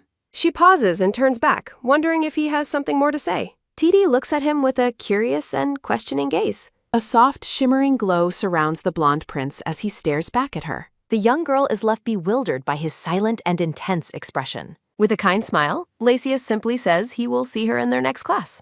She waves back, telling him to be careful while still wondering about her dad's warning. The heavy wheels of the carriage rumble as it departs through the palace gates. Seated inside the moving carriage, Lacius stares out the window with a thoughtful look. He gazes out with longing, his eyes full of unspoken emotion. His inner thoughts reveal a deep desire to be her one and only friend. He wishes to be someone absolutely irreplaceable to Tatiana as they hold hands in a memory. 1 week later, the scene shifts to the grand spires of Kyrios' magic tower. Tatiana notes that she has ended up visiting the tower following her birthday. She recalls being buried under mountains of books while researching the Demon King's awakening. She reflects on her lack of control over her magic despite fewer seizures occurring. She wonders why the Bartoloa clan in the demon realm remain silent and inactive. Chibi-Titi clenches her fist, determined to prepare a plan B in case her awakening fails. Deciding she cannot rely on her fathers forever, she researches how to become independent. Kyrios visits her and suggests coming to the tower, the birthplace of magic tool patents. Seizing the opportunity, Tatiana boldly asks to visit the magic tower as her extra gift. Entering the grand hall, she is completely awestruck by the magnificent architecture and magic. She is surprised to find a moving statue that politely welcomes her and serves drinks. Kyrios asks if she likes the tower, and she enthusiastically praises him as the best. He laughs heartily, explaining the effort he made to prepare for her visit. Kyrios leads Tatiana toward a set of grand double doors. The red-haired man explains he wanted to show her this place while the girl wonders about it. The massive ornate doors swing wide open. The pink-haired girl shouts in wonder at the grand hall. Gazing from the balcony, the girl excitedly notes that she can see the imperial palace. She reflects that the golden sunlight on the roof matches Lacius's hair color perfectly. Turning back, the girl asks what her father thinks Lacey is doing right now. The red-haired man looks shocked that she is still talking about the boy even at the tower. The pink-haired girl offers a nervous and sheepish smile. The man asks if she is bored with his room or just thinking about that boy, but the girl says she loves her dad's most. Kyrios offers a smug and satisfied smile. He announces his approval and lifts the girl into his arms. A glowing pink magic circle forms beneath their feet. They vanish from the hall and reappear in a plush chamber. Surprised by the sudden shift, the pink-haired girl asks if they just teleported. Kyrios acts humble about his powers while the girl insists he is the coolest father ever. Narration reveals that while historic mages failed to master space, a genius named Kyrios was finally born. She asks how he succeeded in teleportation as he explains the tower is under his absolute control. Kyrios warns her that space teleportation magic is extremely dangerous. He tells the little one never to attempt space or time magic, even if she learns magic later. The girl agrees while secretly finding her dad's overprotective given her current lack of mana control. She asks if this is his room, and he clarifies it is technically a lab. Her eye catches something surprising on the desk. She spots a massive mountain of documents. Narration notes the presence of a truly massive stack of paperwork. The girl laughs nervously while the man asks what is wrong with her. She notes the overwhelming amount of scribbled notes covering the documents. Tatiana asks if writing directly on papers is inconvenient, but Kyrios says there is no other way. She suggests using sticky notes or attaching memo paper with glue. The red-haired man explains that the high cost of glue makes memo pads too expensive to use. The pink-haired girl ponders the high price of adhesive in this world. She proposes using a thin layer of weakened glue to make the paper reusable and cost-effective. The man realizes that making the notes reusable would justify the initial cost. He lifts her up with a laugh, claiming she definitely takes after him. Kyrios praises her genius while she reflects on how common the item was in her previous life. He says they must visit Melvin, and the girl asks who that is. He describes the man who handles magic tower patents while a purple-haired man works at a desk. Kyrios bursts into the room with an announcement about an awesome patent idea. An explosion leaves the purple-haired man on the floor rechecking his formulas. Melvin looks up in shock as the red-haired man calls his way in. Kyrios scolds the officer for being reckless while their little one is visiting. Melvin apologizes and asks why they are there, and the mage says it is nothing serious. Kyrios explains the girl has a patent idea as she offers a cheerful greeting. The purple-haired man introduces himself as Melvin Korhonen, the patent administrator. Melvin frantically asks to move past his mistake and hear about their new patent application. He is stunned by the revolutionary idea of a reusable adhesive memo and predicts high demand. The red-haired man remains skeptical, noting that market success is often unpredictable. The pink-haired girl smiles brightly and declares she will proceed with the project anyway. They walk away as a magical blue light surrounds them. Kyrios is fuming that the officer reacted so lukewarmly to such a revolutionary proposal. Tatiana assures her red-haired father that she is okay. A soft ha-ha escapes her as she agrees no one knows for sure. Tatiana worries her past knowledge won't work in this world. She fears her invention might not catch anyone's eye. She demonstrates the adhesive while thinking with a quiet hum. The man tells her that her idea is truly amazing. He promises to treat her project with total seriousness. The mage encourages her to be confident in herself. A warm hand rests gently on the girl's pink hair. Smiling happily, she thanks her second father for the support. Kyrgios suggests distributing free samples as a market trial. They plan to hand out free pads to tower rages. He proudly praises his brilliant daughter as she giggles. Kyrgios tells her to wait as a magical whoosh surrounds them. Melvin starts using the new sticky notes for his paperwork. A crowd of mages frantically begs Melvin for more notes. An exhausted ha-ha follows as Melvin asks for patience. 1 month passes over the grand spires of the palace. Caesar reveals a massive deposit in her account, shocking her. Kyrgios explains that her patent royalties hit the jackpot. A sudden gasp leaves her as she learns it was patented. Siegfried admits he even placed a large order for himself. She humbly credits her second father for handling the work. The girl feels a warm blush as she is praised. The dark-haired man notes she has ample independence funds. He smiles and asks if she has any other desires. Golden sunlight shines over the royal towers and gardens. Caesar asks if there is anything else she wants to do. She reflects on having enough money to be truly independent. The girl worries about potentially running out of money later. Her father's promised to support her regardless of any failure. They want her to explore many different experiences in life. Caesar and Siegfried offer their help whenever she needs it. Tatiana asks for a bit more time to consider her options. The pink-haired girl offers a sparkling and joyful smile. They encourage her to do whatever her heart desires. Her eyes well up with moved and appreciative emotion. She warmly thanks her family with a wide, bright smile. Lying down, she plans her next move for financial independence. She struggles to think of a new business idea. The blonde boy notices she seems very worried today. Lacius arrives after his swordsmanship class is suddenly canceled. He assumes the instructor was likely bragging about her again. Lacius insists that her own contributions were also impressive. He acknowledges the skill of the mages who manufactured it. He emphasizes that the world needs her unique ideas. Smiling warmly, she thanks her friend for the kind words. Lacius sits beside her and asks what is truly bothering her. She asks for his opinion on how to sell products. Lacius smiles, surprised she is already focusing on business sales. Lacius ponders her dilemma and suggests that stimulating a consumer's desire to collect items might be an effective sales strategy. He uses the example of people who enjoy collecting stamps as he gestures toward a background filled with various floral and scenic postage. Overjoyed by his brilliant advice, the pink-haired girl pulls him into a sudden hug while praising him as an absolute genius. A sudden, loud thump-thump of his heart echoes as the blonde boy blushes a deep crimson from the unexpected physical contact. Pulling away with eyes sparkling in excitement, the girl beams with a renewed sense of purpose. The sound of quick patter-patter footsteps follows as she rushes away, shouting her thanks and announcing she has to go work on her new idea. Left behind in a daze, the boy remains frozen in place with a racing heart as a warm glow surrounds him.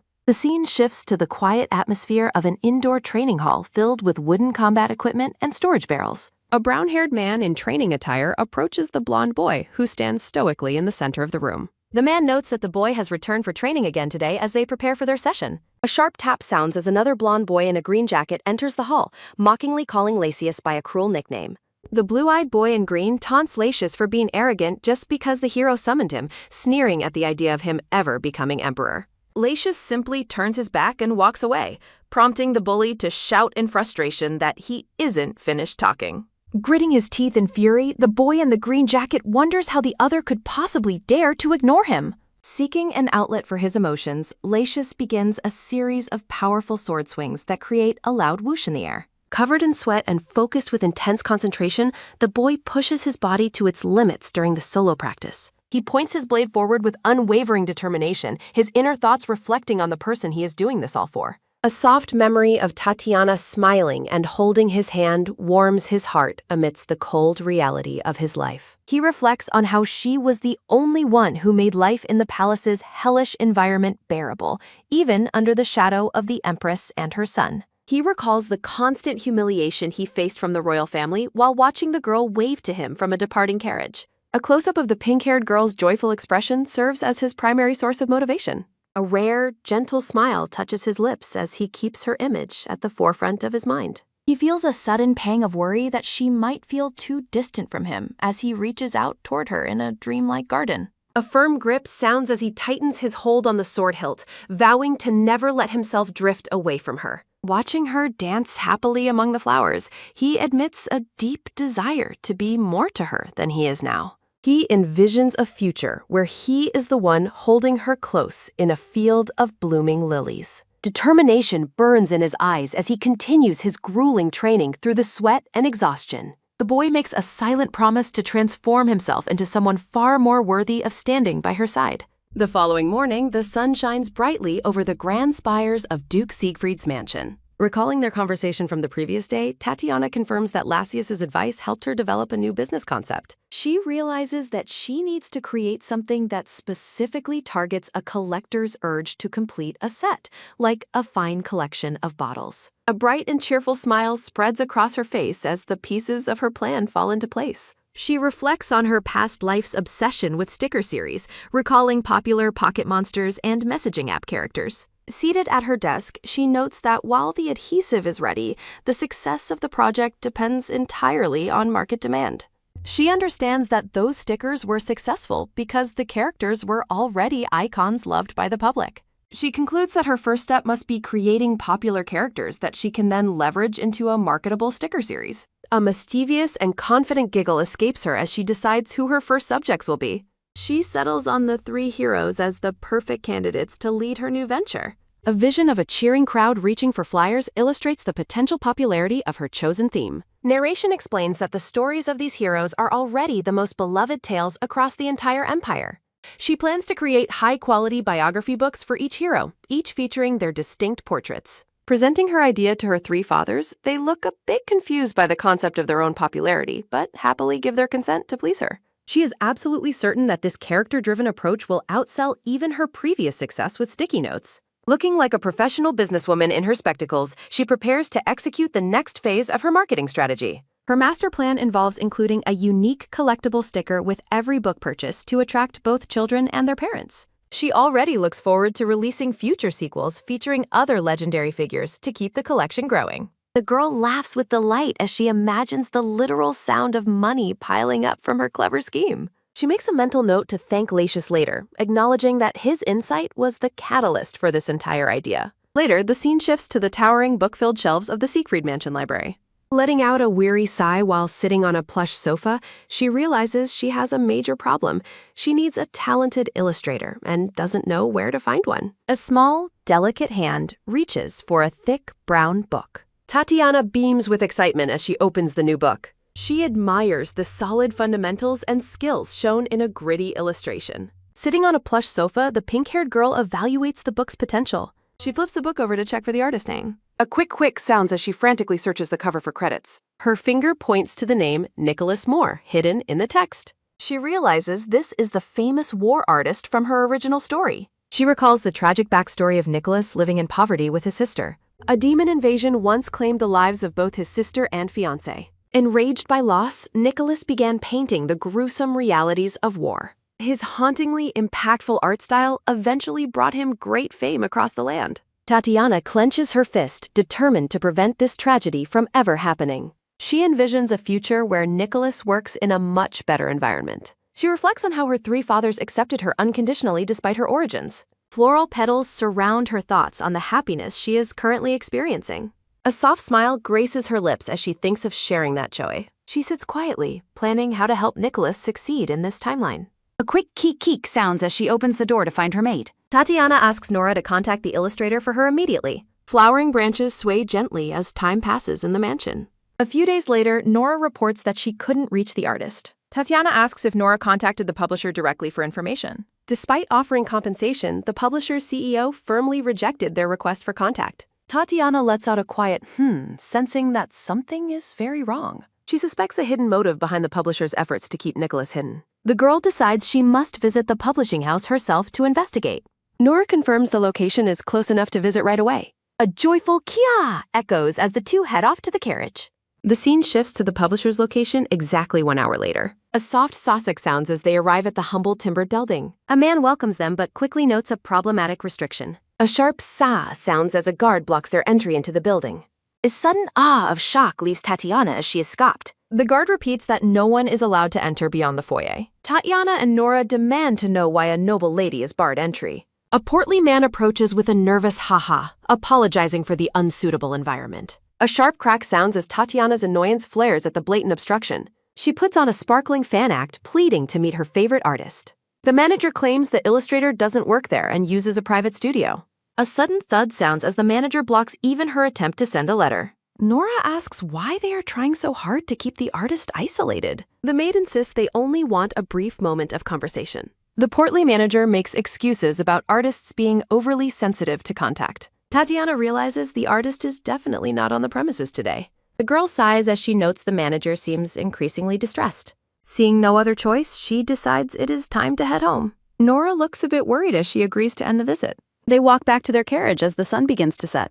A loud DL-kyung sounds as the carriage begins its journey back to the mansion. Sitting in the carriage, the pink-haired girl notes that the manager likely won't help them contact the illustrator. With no other choice, she decides to apply what her father taught her, leaving her blonde maid curious. Recalling the dark-haired Duke's promise of full support, a mischievous look crosses Tatiana's face as she plots her next move. The sun sets grandly behind the spires of the Siegfried estate. A quick knock sounds as the girl announces herself at her father's study door. The dark-haired Duke welcomes her warmly into his office, setting aside his endless stacks of paperwork. Tatiana explains that her visit to the publishing house left her with a deep sense of unease. His expression turns grave as he asks what specifically felt wrong during her investigation. Observed through the tall glass panes of the office doors, the two continue their private discussion. She explains their return and asks if he also finds the publisher's behavior suspicious. A quiet escapes him as he notes that withholding an artist's credit is a clear legal violation. He confirms the manager knew her status, noting that even a noble title wasn't enough to make him cooperate. The Duke reflects on recent cases of illegal exploitation and suspects this situation might be similar. Tatiana insists that her new business venture depends entirely on securing this specific illustrator's talents. Determination shines in her eyes as she prepares to ask for a specialized favor. With a gentle nod, the Duke gives Tatiana his full permission to handle the matter as she sees fit. She beams brightly, thrilled to have the power of the Siegfried name behind her. House of Orleans informants spend days uncovering the dark truth of the publisher's deep-seated corruption and illegal dealings. Reports reveal a cruel system where minors are exploited through fake identities and withheld wages under harsh conditions. Further evidence points to systemic embezzlement of employee salaries and the deliberate hiding of company profits. Rolling through the streets, Tatiana vents her frustrations about the trashy manager while Nora suggests using gentler language. Nora proposes leaving the difficult cleanup to adults, but the pink-haired girl insists on finishing what she started. She remains firm in her decision to see the task through to its conclusion personally. An awe of realization leaves Nora as the girl explains that the illustrator is still just a minor. Narration explains that despite his document's age, Nicholas is legally still a youth who deserves adult protection. She reflects on how she was unconditionally protected while Nicholas has always been forced to stand alone. As a devoted fan, Tatiana refuses to sit back comfortably while the artist's future remains in jeopardy. A surprised gasp escapes the girl as Nora remarks that she often acts more like a mature adult than a child. The maid smiles warmly, wishing the girl would allow herself to act more like a normal 10-year-old. Nora expresses her sincere happiness at the young girl's innate kindness and compassion. The pink-haired girl clenches her fists, internally denying that she is truly a kind person. She reflects on how her efforts to bond with her fathers and Lysissius were initially driven by her own survival. She remembers building relationships with the palace staff as part of her calculated plan to secure her future. Standing alone, she maintains the belief that every action was taken out of a desperate need for self-preservation. She offers a bright smile, telling Nora she likes her as well. Their carriage finally reaches its destination, signaling the start of the next phase. Golden light glints off the fine details of the carriage window. Heart racing with anticipation, Tatiana looks forward to finally meeting Nicholas Moore face to face. They arrive at the quaint timbered building in the sunlight. The girl notices a crowd of busy men moving boxes from the building. She wonders if the men clearing out the premises are actually public order officers. A shocked gasp leaves her as she reads the list of crimes, including tax evasion and embezzlement. A voice calls her name, catching her completely off guard. To her absolute shock, all three of her fathers appear together amidst a flurry of rose petals. She questions how they found time to be there, as a memory reveals they escaped their duties by force. They explain that despite the presence of officers, they simply couldn't let her face potential danger alone. A weary laugh sounds as one mentions how another had been singing about his little one all day. The red-haired and dark-haired fathers exchange a fierce, competitive glare. The silver-haired father gently pats her head while the other two engage in a comical brawl behind them. He warns that the scene inside the publishing house might be harsh, but Tatiana is ready for whatever comes next. Surrounded by soft flowers, the pink-haired girl beams as she thinks of her three fathers. Caesar smiles warmly, telling her that hearing those words makes him happy. Caesar suggests they head inside as the other two fathers shout in the foreground. Inside the publishing house, public order officers seize evidence while the manager yells to be let go. The portly manager continues to struggle as a guard firmly restrains him. A shocked shout sounds as someone recognizes the young girl as the Lady of Orleans. The manager points accusingly at the girl, but Siegfried steps forward with a cold glare. Caesar stands amidst white roses, warning that insulting a lady will lead to a longer prison sentence. A cold sweat breaks out on the manager as he trembles before High Priest Caesar. The red-haired father tells the Duke that allowing such an insult is a disgrace to their family. Siegfried acknowledges the weight of his role and refuses to let the matter be overlooked. A chill sounds as Siegfried admits his desire for execution, but notes that acting on emotion is demonic. Looking down on the groveling man, the Duke decides to extend his sentence as a form of repayment. A voice begs for mercy, causing the girl to wonder if someone else is hidden nearby. The red-haired father carries a malnourished youth like a sack, earning a scolding from the girl. The manager frantically claims it was a misunderstanding and that he was only trying to help. The red-haired man asks for clarification while the manager nervously insists he was being helpful. He sneers at the youth, questioning who else would provide for a low-born commoner. A cold silence falls as the red-haired father encourages the man to keep talking. The manager grovels, claiming he showed mercy because the boy had a sister to feed. Tatiana asks coldly how treating a person like this could ever be considered mercy. Recalling her own time in chains, she resolves to help Nicholas more than anyone else. She points out how the boy was locked away, starved, and denied credit for his work. Standing amidst dark red roses, she declares that his actions were exploitation, not mercy. Clenching her trembling fist, she reminds herself she is no longer a powerless prisoner. Feeling the support of her fathers, she realizes she no longer needs to be scared. She calls the man pathetic for using a sister to manipulate someone, leaving him stunned. The manager pathetically clutches his chest and insists he was being generous. The red-haired father tells him to shut it, disregarding the validity of any further testimony. Officers gag the manager and drag him away while he makes muffled sounds of protest. Narration explains that the manager was arrested while House Orleans took in Nicholas and his sister. Though glad for the artist, the girl remains troubled by her father's words about demons. She worries that her half-demon nature might cost her her father's love in the end. A quick gasp leaves her as she tries to hide her distressed expression from Siegfried. Siegfried offers her cocoa because she skipped lunch, and she thanks him with a bright smile. The red-haired man wonders about the single marshmallow in her drink, shocking the girl with his observation. He notes it is only natural to know her tastes because she is his daughter. Caesar asks why she looks so down, making her realize she couldn't hide her true feelings. She looks away in silence, unable to find the words to explain her fear. The three fathers stand together, looking down at their small daughter with patient concern. The pink-haired girl begins to speak with a hesitant and nervous stutter. She clarifies that her worry isn't about independence, but about her identity as a half-human. She looks at her cup, acknowledging that she is a hybrid between a human and a demon. She admits her deepest fear is that her fathers might one day grow to hate her.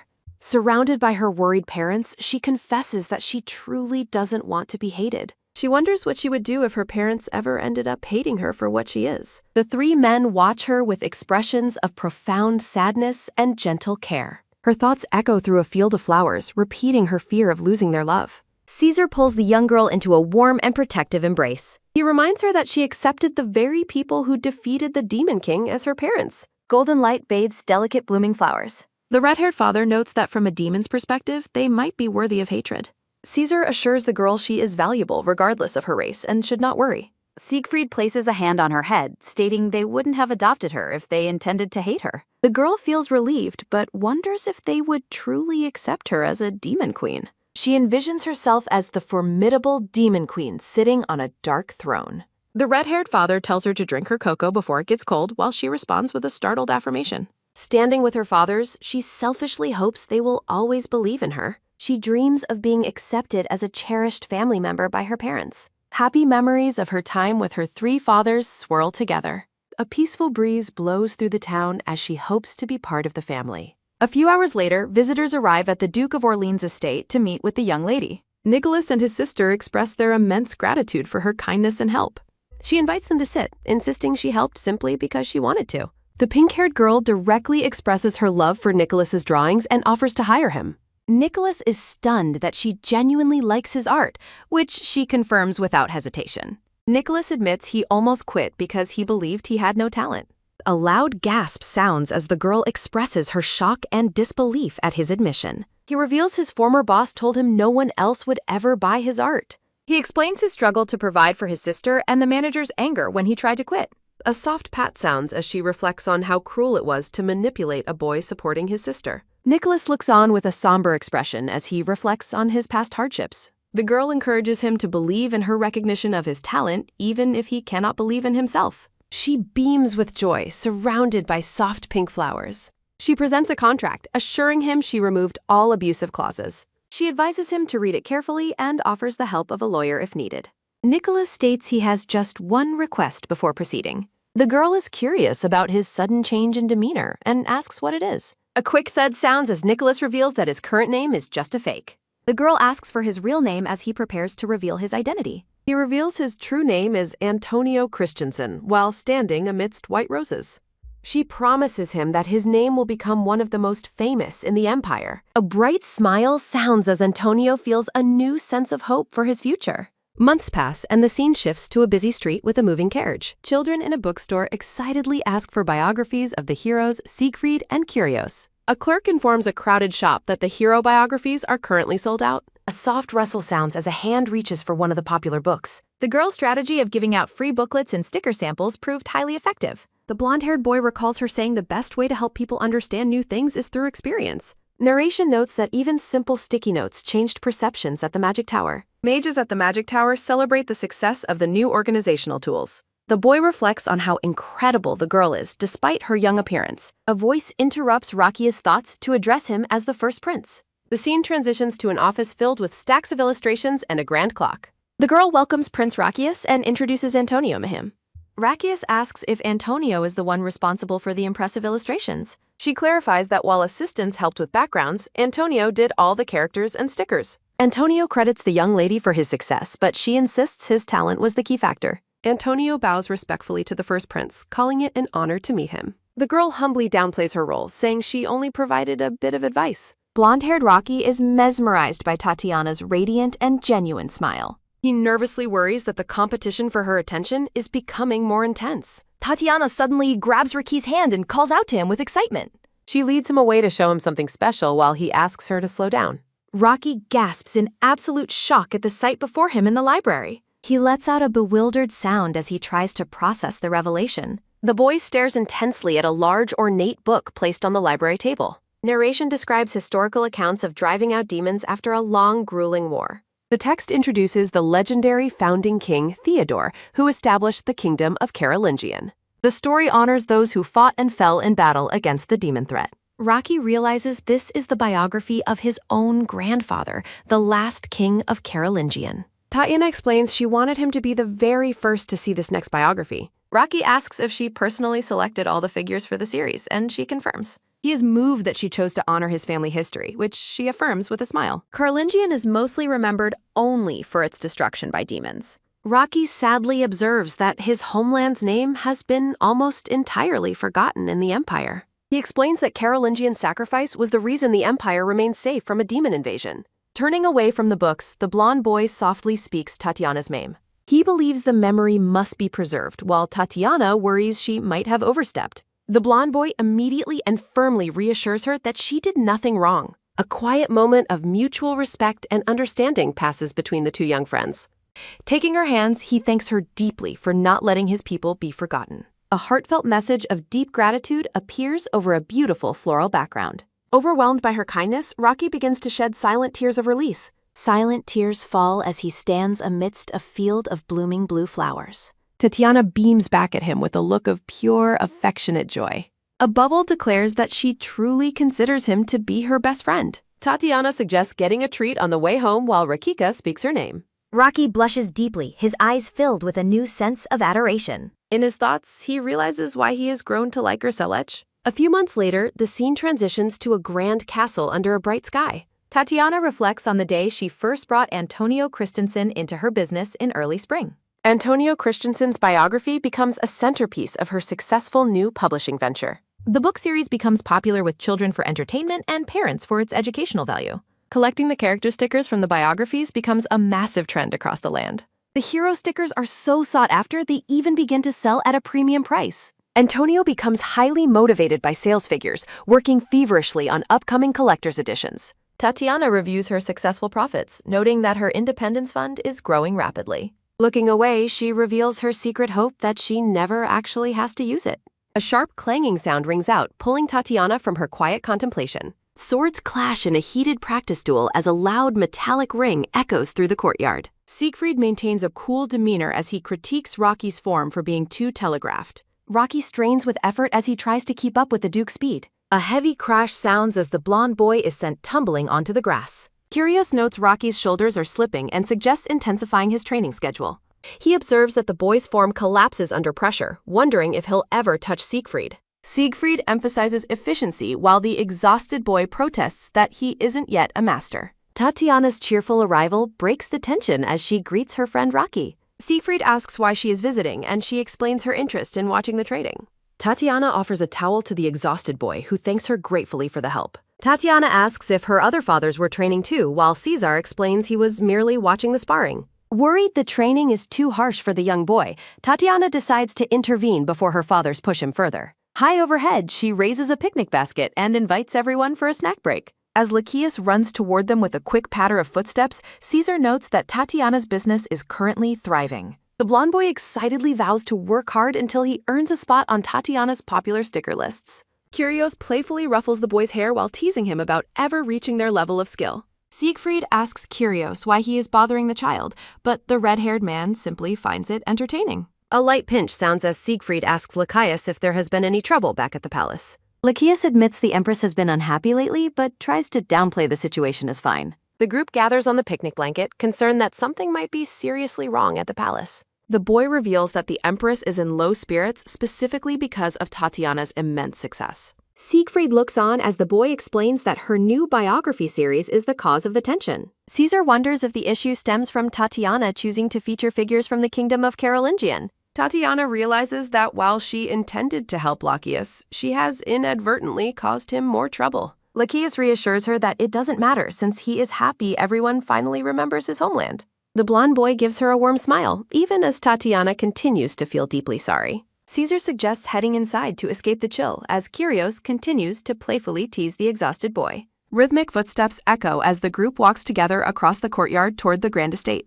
A silver-haired attendant greets the returning group with a polite and respectful bow. A light tap sounds as the attendant delivers an urgent letter to the Duke and an invitation for Tatiana. From a high perspective, the attendant presents a special delivery addressed specifically to Lady Tatiana. Tatiana is bewildered, wondering who would send her an invitation when she has so few friends. A heavy thud sounds in her mind as she realizes the sender is the daughter of Countess Ghiberti. Stunned by the name on the envelope, Tatiana stares at the letter from her former rival's house. She holds the thick envelope, which is securely closed with a formal red wax seal. The letter is an invitation to a tea party from Lisbeth Ghiberti, mentioning that the former Duke is visiting. The formal invitation concludes with a spread of delicate tea and sweets shown in the background. Tatiana is disgusted by the Countess's shameless attempt to use her grandfather as an excuse for reconciliation. Narration introduces the former Duke of Orleans, who is Siegfried's father and Tatiana's grandfather. In the original story, the former Duke was consumed by grief after the loss of his wife.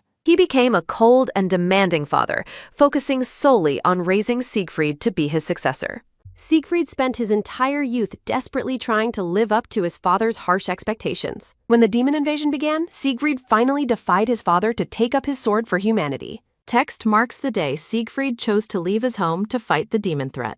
A memory shows the father shouting after his son as he walks away in his military uniform. The former Duke threatened to completely disown Siegfried if he chose to leave for the war. Siegfried firmly declared his intention to live his own life before telling his father to take care. The father's desperate cry for his son to stay echoes into the dark, empty void. Siegfried's back remains turned as his father's final, pleading shout rings out behind him. Narration explains that although Siegfried survived the war, the two men have not met for 6 years. Father and son stand back to back, separated by years of silence and deep emotional wounds. A soft slide sounds as Tatiana realizes the former Duke might actually be seeking a way to reconcile. A small smirk forms as Tatiana decides to turn the Countess's own scheme against her. The scene transitions to the Duke's townhouse the following morning under a clear blue sky. Tatiana meets with her father in his study to inform him about the invitation from House Ghiberti. Siegfried reacts with clear annoyance, finding it bold that those people would send her an invitation. Tatiana puts on a bright, innocent act, claiming she is simply a girl excited to meet her grandfather. She looks up at her father and asks if he will accompany her to meet his own father. He stops abruptly, his hand freezing on the desk as he processes her unexpected request.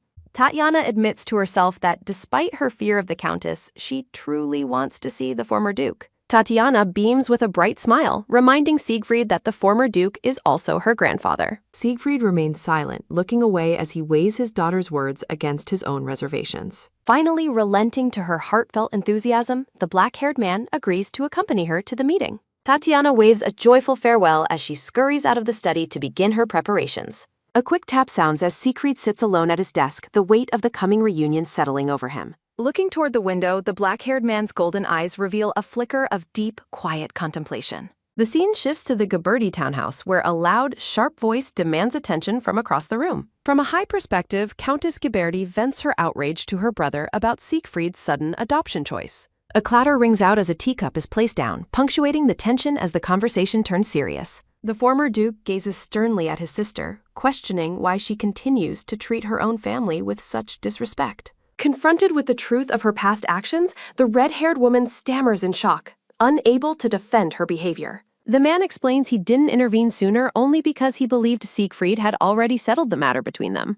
Sitting at opposite ends of the room, he asks why she would even bother inviting Tatiana to a social event. Realizing she cannot admit her true motive of reconciliation, the Countess decides it is better to change the subject immediately. She nervously asks what brought him out of his dukedom and into the capital after years of reclusive behavior. Dismissing her with a cold command to leave, the former Duke makes it clear he is finished with their discussion. A creak sounds as the door closes, leaving the weary father to whisper his son's name in the empty room. Narration notes that while Siegfried is a celebrated hero, his father finds it difficult to feel happy about the trials he faced. The former Duke reflects on the sudden news of Siegfried adopting a young daughter named Tatiana.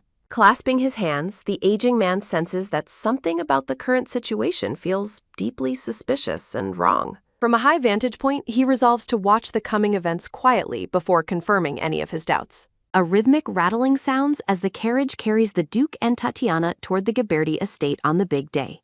Inside the carriage, Siegfried notes to himself that they are officially on their way to the gathering with Tatiana. Staring out at the passing trees, he admits he only agreed to this visit because of the advice from his allies. In a memory, Caesar encourages the social outing, suggesting it is time the girl showed her face in society. Kyrios joins the talk, agreeing that a small gathering is the perfect environment for her to adjust before her debut. Siegfried recalls the group's plea for him to ensure the young girl remains comfortable throughout the day. Caesar reminds him to avoid starting any direct power struggles with the former Duke for the child's sake. The black-haired man takes a deep breath and resolves to make sure Tatiana does well during the event.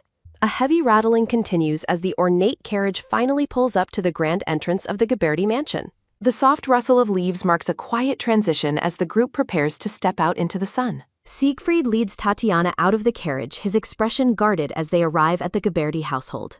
Countess Ghiberti stands ready to receive them, surrounded by a group of waiting noble family members and guests. With a practiced, polite curtsy, the Countess welcomes the Duke of Orleans and thanks him for coming. A subtle smirk forms on her face as she greets Tatiana, noting the tiring journey they had to take. Tatiana remains stoic, her large blue eyes carefully observing the woman who previously caused her so much trouble. Standing before the garden fountain, the Countess invites her guests to head inside to begin the social gathering. The red-haired woman maintains a pleasant facade, reiterating how difficult the long trip to the capital must have been. Tatiana realizes the Countess is using this gathering to make up with Siegfried and vows to act as pleasantly as possible. Putting on a bright, cheerful smile, the pink-haired girl offers a friendly greeting to the gathered group. A sharp tap sounds as the group moves across the grounds, the air thick with the tension of the reunion. The Countess introduces the various members of her household, including the Count and other attending nobles. She finishes the introductions by presenting Lady Lisbeth and Viscount Wolfran to the Duke and his daughter. Tatiana performs a deep, elegant curtsy, thanking the hosts for their invitation while maintaining her perfect composure.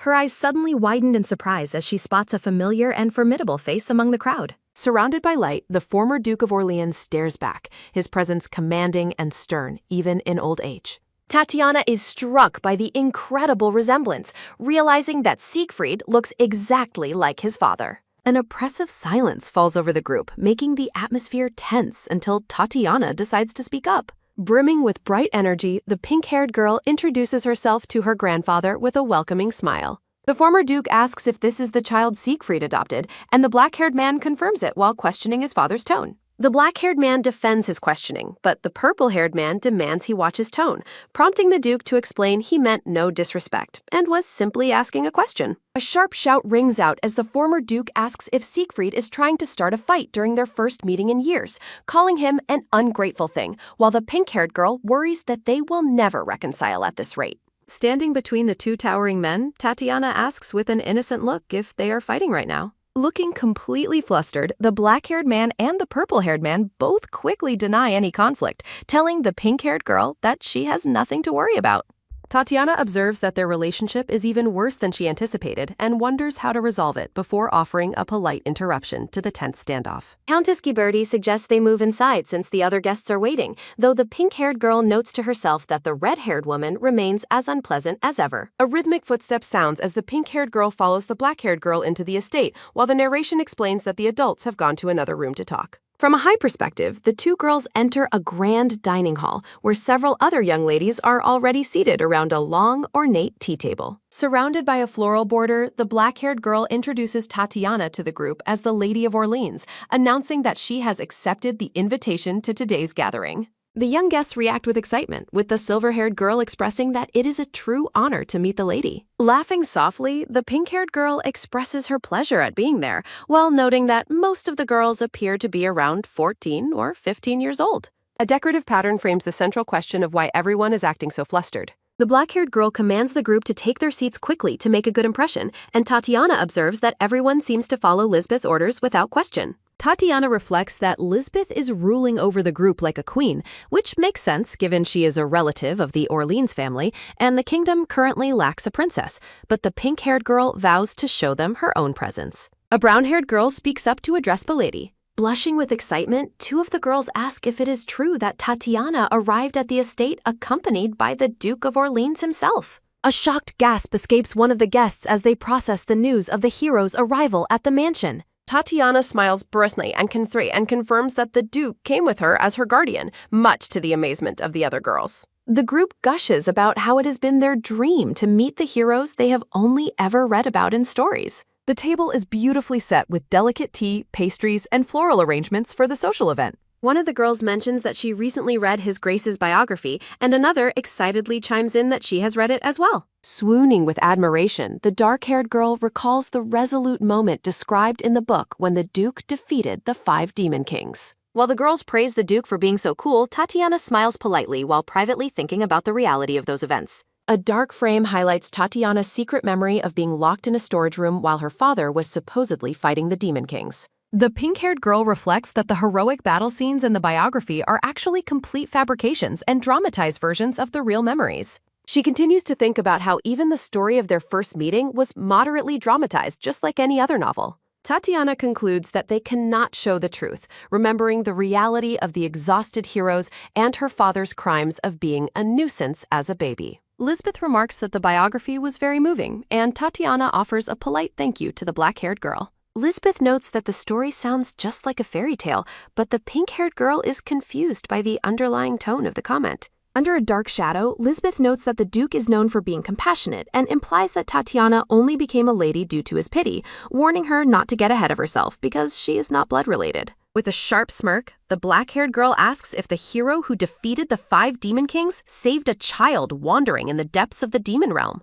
Tatiana stares back with a stoic and unreadable expression as the tension in the room begins to rise. A cold silence falls over the entire group at the tea table as the other girls look on uncomfortably. A sharp clack sounds as the pink-haired girl places her teacup down before thanking the group for the kind things said about her father. Tatiana smiles brightly and says she will be sure to pass along all the comments the young ladies and Lisbeth just made to her father. Looking suddenly nervous, the black-haired girl stammers that such a gesture is not necessary. The pink-haired girl asks why not, claiming her father would be delighted to hear that the lady treated her so kindly. Lisbeth claims she simply wouldn't want to trouble her, while Tatiana takes a calm, thoughtful sip of her tea. Beaming with a radiant smile, the pink-haired girl tells Lisbeth to think of it as a return gift for today's lovely invitation. The black-haired girl looks away and offers a quick apology, claiming that she simply misspoke. Tatiana tells her there is no need to apologize, while privately wondering why Lisbeth would even start something she couldn't handle. From a high perspective, the pink-haired girl considers if she should bring up the subject of the biography again to keep the advantage. Tatiana asks if anyone has collected all the stickers from the biography, and the dark-haired girl excitedly mentions she has collected High Priest Caesar's stickers. The girls talk about getting the storybook version of the tale, while Lisbeth sits in the background, looking increasingly frustrated and ignored. Lisbeth suddenly calls out to Baroness Yilmaz, causing the silver-haired girl to jump in surprise. The black-haired girl asks why she isn't drinking her tea, condescendingly remarking that this might be her only chance as a baroness to try such high-quality tea. The silver-haired girl's worried face is reflected in the surface of her untouched tea. When the Baroness explains the tea is still too hot, Lisbeth snaps at her, accusing the girl of indirectly criticizing her for not getting the water temperature right.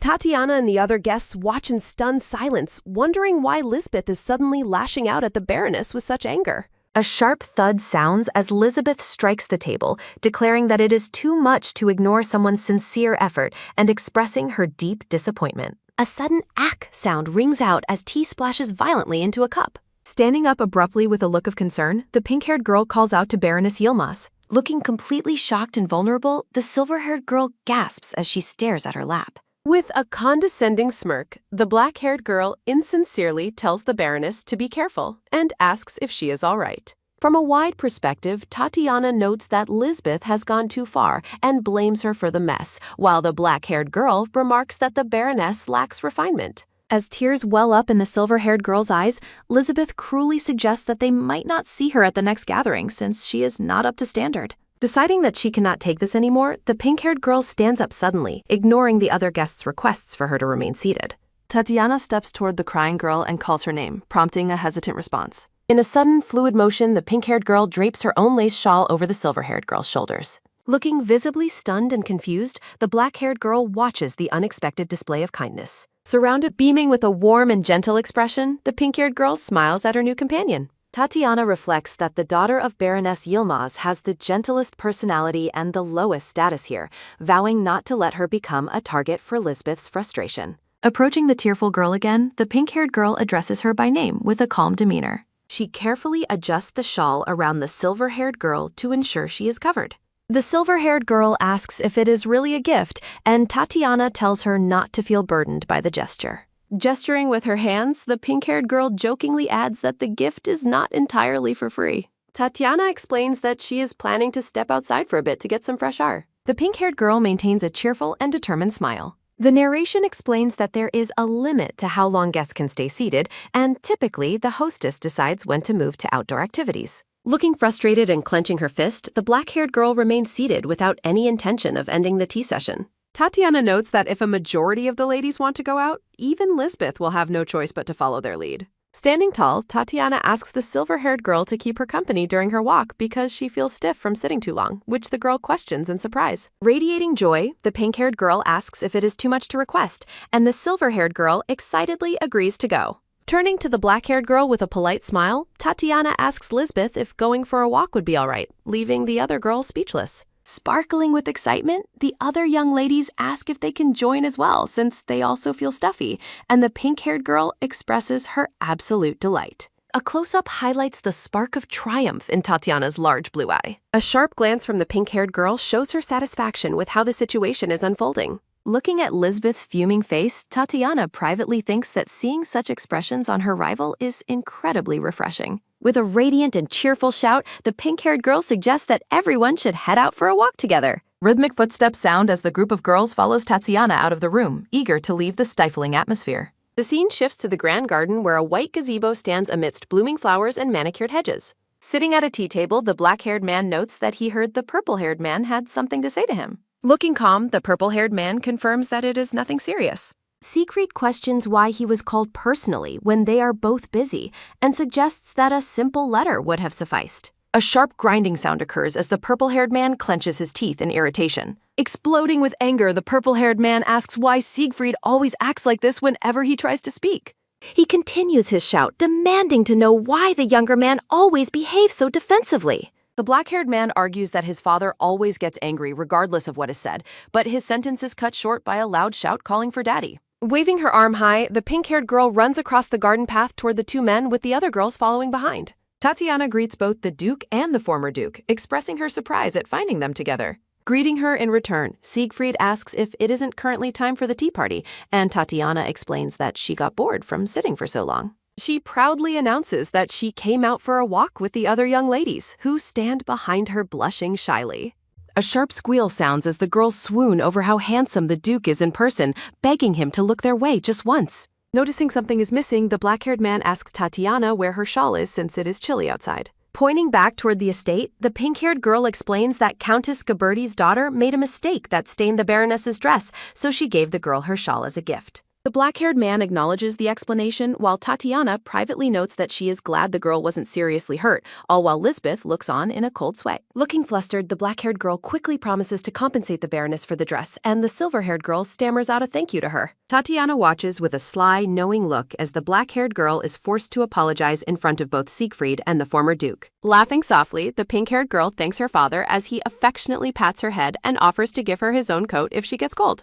The purple-haired man wonders when Siegfried became like that while patting the pink-haired girl's hide. The pink-haired girl waves cheerfully and asks the former Duke to be kind to her father. A peaceful silence sows. The purple-haired man calls out Siegfried's name. The purple-haired man remarks that the black-haired man's daughter is truly adorable. Siegfried admits she is cute, not just because she is his, and the purple-haired man agrees. The purple-haired man notes Tatiana's cleverness and clear speech, mentioning she reminds him of Siegfried when he was young. Nostalgic memories of the past arise. Siegfried watches a memory of his younger self struggling to lift a heavy sword. Narrative text explains that the tiny boy used to grunt while trying to lift a real sword. The purple-haired man smiles softly. Siegfried reflects on the conversation. Tension eases in the moment. Clenching his fist, Siegfried realizes this is his first real face-to-face talk with a father who always looked scary. Looking back, Siegfried wonders if he misunderstood his father because they never had a chance to speak. A new understanding is reached. The former Duke finds peace. Walking away, the girls gush over how dashing the Duke was. The girls express jealousy that Tatiana sees the Duke often, but she seems distracted. A brown-haired girl suggests scheduling the next tea time while Lisbeth privately fumes about the ruined mood. Rules state the newcomer must host, making it Tatiana's turn to organize the next party. Lisbeth suggests holding the next event in 2 days, causing the pink-haired girl to look contemplative. A dark blue-haired girl is shocked by the news, while a brown-haired girl questions if 2 days is too soon. Lisbeth suggests an outdoor setting for a unique vibe, dismissing gardens and greenhouses as too ordinary. With a mocking look, Lisbeth says Tatiana can decline if it is too much, since she isn't used to parties yet. Tatiana accepts the challenge cheerfully. Tatiana observes that Lisbeth likely wanted something unique because today's party followed formal adult styles so closely. Tatiana promises to do her very best, leaving the black-haired girl looking startled and uneasy. A confident smile remains. Siegfried asks Tatiana if she had fun today, and she happily confirms as they prepare to leave. Tatiana stops, recognizing a voice. The purple-haired man warns them that it will be cold if they head back after sunset. Siegfried agrees he is leaving, while privately regretting that he didn't talk much with the former Duke. The pink-haired girl runs back. Tatiana tells the purple-haired man she is happy but sad they didn't spend time together, and he admits the same. Tatiana announces she is hosting the next tea party as a picnic, catching the purple-haired man by surprise. A bright invitation is extended. The purple-haired man reflects that without this child, he and Siegfried would have just argued and parted again. Standing before his son, the former Duke realizes the child has given him a chance to meet Siegfried once more. The purple-haired man accepts. Tatiana beams with gratitude. Siegfried says goodbye to his father, who wishes them a safe trip home. The carriage departs at sunset. Tatiana looks back with curiosity. Siegfried feels relieved that there is finally a glimmer of hope between the two men. 2 days later, a heavy rain falls on the day of the planned picnic. Looking out the window, the silver-haired girl worries about the weather and if the lady will be okay. The carriage driver gasps in shock. A magical camp is revealed. A purple-haired girl points out the sky while a brown-haired girl marvels at the amazing sight. Welcoming her guests with open arms, the pink-haired girl thanks everyone for attending her picnic and explains that the forest they are in is specially managed by the Magic Tower. Beaming with a bright smile, Tatiana assures the young ladies that every precaution was taken to ensure their safety and comfort, prompting the dark-haired girl to wonder if the Tower Master is present. High-pitched squeals of excitement erupt as the girls realize they are about to see all 3 legendary heroes gathered in the same place. Tatiana stands proudly at the center of the garden, flanked by the black-haired Duke Orleans, the red-haired Kyrios, and the silver-haired High Priest Caesar. The young ladies are awestruck to be in such close proximity to the 3 heroes, thanking Tatiana and noting that even gaining access to this secure area is a remarkable achievement. Tatiana mentions that her second father puts in a great deal of effort to care for her, and she expresses her deepest gratitude for his kindness. When a brown-haired girl curiously asks if she really calls the Tower Master Dad, the pink-haired girl apologetically admits she has simply grown accustomed to the term. Tatiana laughs softly and compliments the other girls on how lovely they look, while one of her companions expresses her deep envy of Tatiana's situation. Tatiana clarifies her unique family dynamic, explaining that Duke Orleans is her first father and High Priest Caesar is her third father. Reflecting on her adoption by Siegfried, Tatiana decides she must use this opportunity to clearly emphasize the strong bonds she shares with all of her fathers. Looking quite displeased, a brown-haired girl complains about being forced to visit such a rough and unrefined outdoor location. The Ghiberti family arrives, featuring a red-haired woman and a black-haired man, while Tatiana is visibly shocked to see Lisbeth wearing a formal dress to a forest picnic. Whispering secretly, two other girls note that the dress code was meant to be comfortable hunting clothes and find Lisbeth's choice of attire quite disrespectful.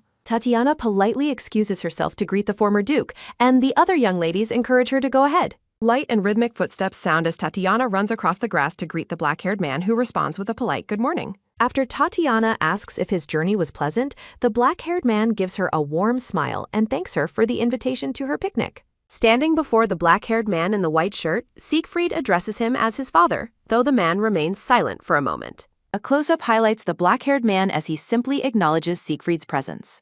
Offering a polite curtsy, Lisbeth greets both Duke Orleans and the former duke with a formal and respectful demeanor. Kyrios and Caesar approach the former duke with friendly smiles, asking if he has been well and noting that it has been a long time since they were all together. The red-haired countess and Lisbeth look absolutely fuming, outraged that the former duke seems to be ignoring Lisbeth's greeting despite their past history. The group gathers together, and Caesar expresses his sincere regret that they are only just now finding the chance to meet face-to-face. Looking up in sudden surprise, Tatiana wonders how Kyrios and Caesar could already be well acquainted with the former duke. Kyrios and Caesar offer their heartfelt thanks, revealing that the former duke's secret provision of troops and supplies was the only reason they were able to hold on and win the war. Humbly closing his eyes, the black-haired man insists it was merely his duty to help and expresses his shame that he couldn't do more for them. Caesar jokingly remarks that his gratitude was delayed by a certain stubborn person, causing Siegfried to look away with an annoyed and grumpy expression. The narration explains that while the imperial family did nothing to support the heroes and only retreated, the former duke was the only one who truly stood by them.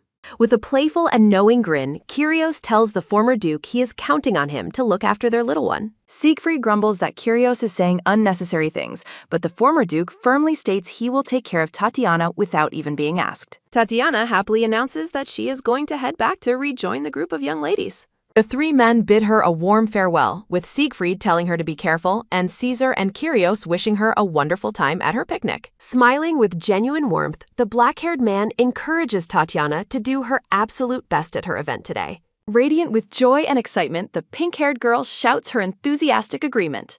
With her hair flowing behind her, Tatiana runs back toward her guests with a cheerful and energetic spirit. Addressing the group of girls, Tatiana suggests they take advantage of being outdoors for the first time in a while by playing a game. A brown-haired girl asks what kind of game it is, and Tatiana begins to explain the rules of the activity she has prepared. To the collective shock and amazement of the girls, Tatiana reveals a treasure hunt centered around a chest filled with glittering jewels and pearls. Tatiana explains that she has hidden slips of paper with numbers throughout the forest, which will be used to award special prizes to the winners. Tatiana announces that the first prize is a limited edition sealbook and a 3-piece sticker set featuring the legendary 3 heroes. A fist clenches as the competition becomes terrifyingly intense, leaving Tatiana feeling that the situation is much more serious than she anticipated. Tatiana explains that once the treasure hunt ends, magic butterflies will appear to guide all the participants back to the starting point. With a spirited shout, the pink-haired girl signals the start of the hunt, and the girls charge off into the woods in a cloud of dust. The silver-haired girl and a brown-haired girl begin their search for the hidden prizes among the trees and bushes. Straining with effort, the black-haired girl attempts to lift a heavy rock while still wearing her elaborate and bulky formal dress. Fuming with silent rage, Lisbeth realizes she is being completely played by Tatiana and wonders what she is even doing in this ridiculous situation. As Lisbeth rants about everyone looking like fools and her clothes being irritating, a sharp, quick snap sounds as her dress snags on a branch. A loud tear sounds as the branch pulls on her formal gown, leaving Lisbeth screaming in absolute frustration at her ruined clothing. A soft rustle occurs nearby, making the black-haired girl pause and look around as she wonders what caused the noise. Peeking through the leaves of a nearby tree, the silver-haired girl cautiously calls out to see if Lady Gabberty is all right. Turning with a sharp and angry glare, Lisbeth barks at the other girl to stop staring and come help untangle her dress, which she quickly agrees to do. Lisbeth urgently orders the silver-haired girl to take action, while Lady Yilmaz asks for just a moment. A sharp tearing sound accompanies the further destruction of the dark purple fabric. Lisbeth screams in despair as a large piece of her dress remains snagged on a branch while the silver-haired girl stays on the ground. Lisbeth furiously demands to know if Lady Yilmaz understands the cost of the dress, while the silver-haired girl insists she was only trying to assist. Lisbeth pressingly asks how the silver-haired girl plans to take responsibility, prompting Lady Yilmaz to tearfully promise she will find a solution. A cruel and knowing smile spreads across Lisbeth's face as she repeats the girl's desperate promise. With a mocking air, Lisbeth suggests they handle the matter in a specific way. Resting her head on her arms, Tatiana sighs that she is bored since her role as organizer prevents her from participating in the hunt. Tatiana gazes out with a longing expression, wondering what Lachias is currently doing. Tatiana reflects on the fact that it has been quite a long time since she last saw his face. Tatiana recalls how Lachias was constantly overwhelmed with training and assignments, preventing them from meeting. Abruptly standing up, Tatiana complains about her fathers and masters as she prepares to move. Tatiana suddenly pauses, her attention captured by a voice she immediately recognizes. A blonde-haired boy with red eyes offers a gentle smile and greets Titi warmly. Tatiana excitedly asks how he managed to come given his busy schedule, and Lachias admits he finished everything just to see her. Tatiana expresses concern that he should have rested instead, but Lachias insists seeing her face was his priority. Tatiana looks up at him with wide, sparkling eyes and asks if he really meant it. Tatiana playfully mentions his habit of complimenting her appearance, which Lachias dismisses with a soft laugh. Close-up of the boy's eyes as a smile wags. Lachias confirms his sincerity, telling Tatiana she looks lovely and that the outfit suits her perfectly. Tatiana reflects on Lachias' popularity while he addresses her by her nickname. Lachias points toward a distance and asks Tatiana about the identity of the lady standing there. Lachias notes that Lady Yilmaz has been wandering near the storage box for personal belongings for some time now. Tatiana and Lachias share a grave look, realizing that something suspicious is likely occurring. The scene shifts as voices inquire about the treasures found and celebrate placing fourth. A group of young ladies walks back from the hunt, curiously discussing who might have won first place. Lisbeth suddenly screams in outrage, announcing to everyone that her bracelet is missing. The other girls react with surprise, asking if she could have accidentally dropped it somewhere in the woods. Lisbeth firmly denies the possibility, insisting that she specifically left the jewelry inside her bag. Lisbeth narrows her eyes and suggests that someone in their presence must have taken the item. Lisbeth looks toward the pink-haired girl, hinting that someone who didn't join the hunt is the prime suspect. Tatiana stares back with a cold and steady gaze as she is addressed. Tatiana politely asks to look in Lisbeth's bag, while Lisbeth insists on checking Tatiana's bag to prove her innocence. Tatiana notes that it is at least a relief that the other party recognizes the rudeness of the request. Lisbeth offers a hollow apology while pressingly asking if Tatiana will permit her bag to be checked. Lisbeth watches Tatiana approach, maliciously anticipating her reaction and wondering what excuses she will make once caught. Tatiana presents the open bag, but Lisbeth's triumphant thoughts are cut short by a moment of utter shock and confusion. The interior of the storage bag is illuminated, revealing that the bracelet is nowhere to be found. Lisbeth's eyes go wide with disbelief as she stutters about the missing bracelet. Lisbeth begins searching frantically through the bag, panicking that the item should be exactly where she left it. Turning to the group with a red face, Lisbeth demands that everyone open their bags immediately. The other ladies whisper amongst themselves, offended at being treated like common thieves. Tatiana calmly asks if Lady Elizabeth has bothered to check her own belongings yet. Lisbeth dismisses the suggestion out of hand, insisting there is no way the bracelet would be on her person. Tatiana points out that the girl hasn't even confirmed its absence from her own bag before accusing others. The surrounding girls whisper that Lisbeth likely made a simple mistake and didn't even check herself first.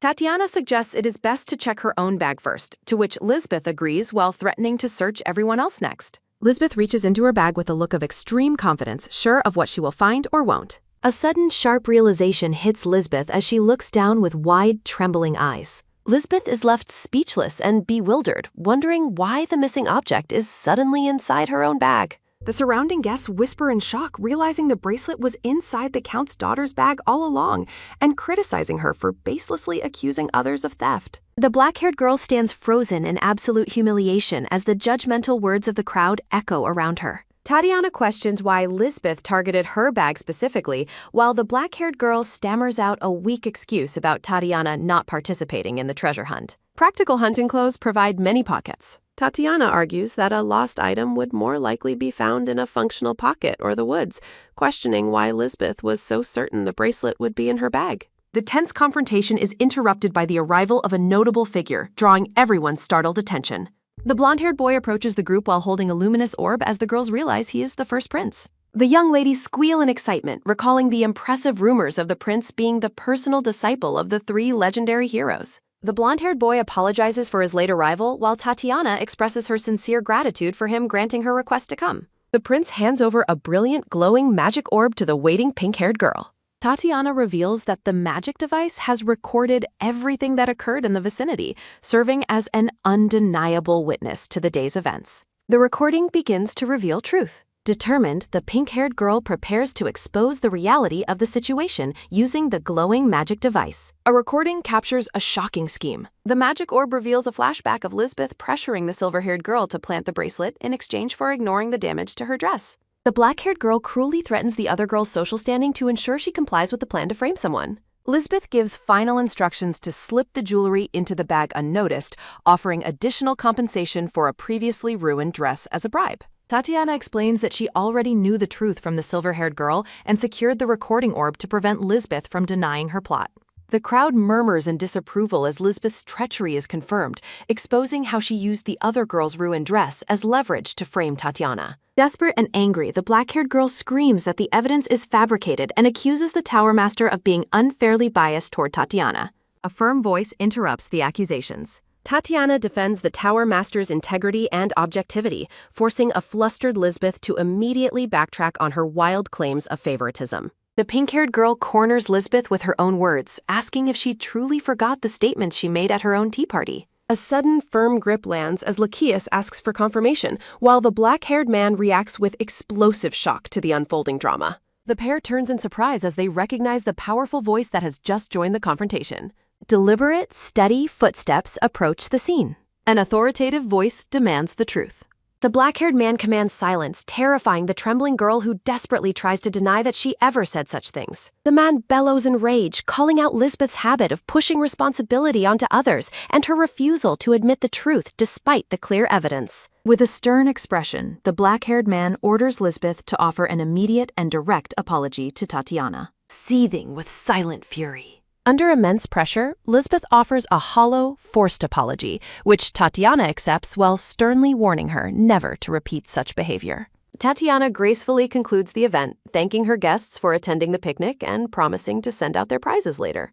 The guests express their genuine delight and hope for future gatherings, moving past the earlier drama with cheerful smiles. The pink-haired girl smiles radiantly, satisfied that her event was ultimately a success, despite Lisbeth's attempts at interference. Guests depart in sun-drenched carriages. The red-haired woman reminds her brother about the time, while Tatiana addresses the black-haired man as the former duke. Tatiana thanks the man for his presence, and he offers a sincere apology for the trouble caused by Lisbeth's lack of maturity. The black-haired man catches Tatiana off guard by questioning why she continues to use his formal title. Quiet reflection passes between the two.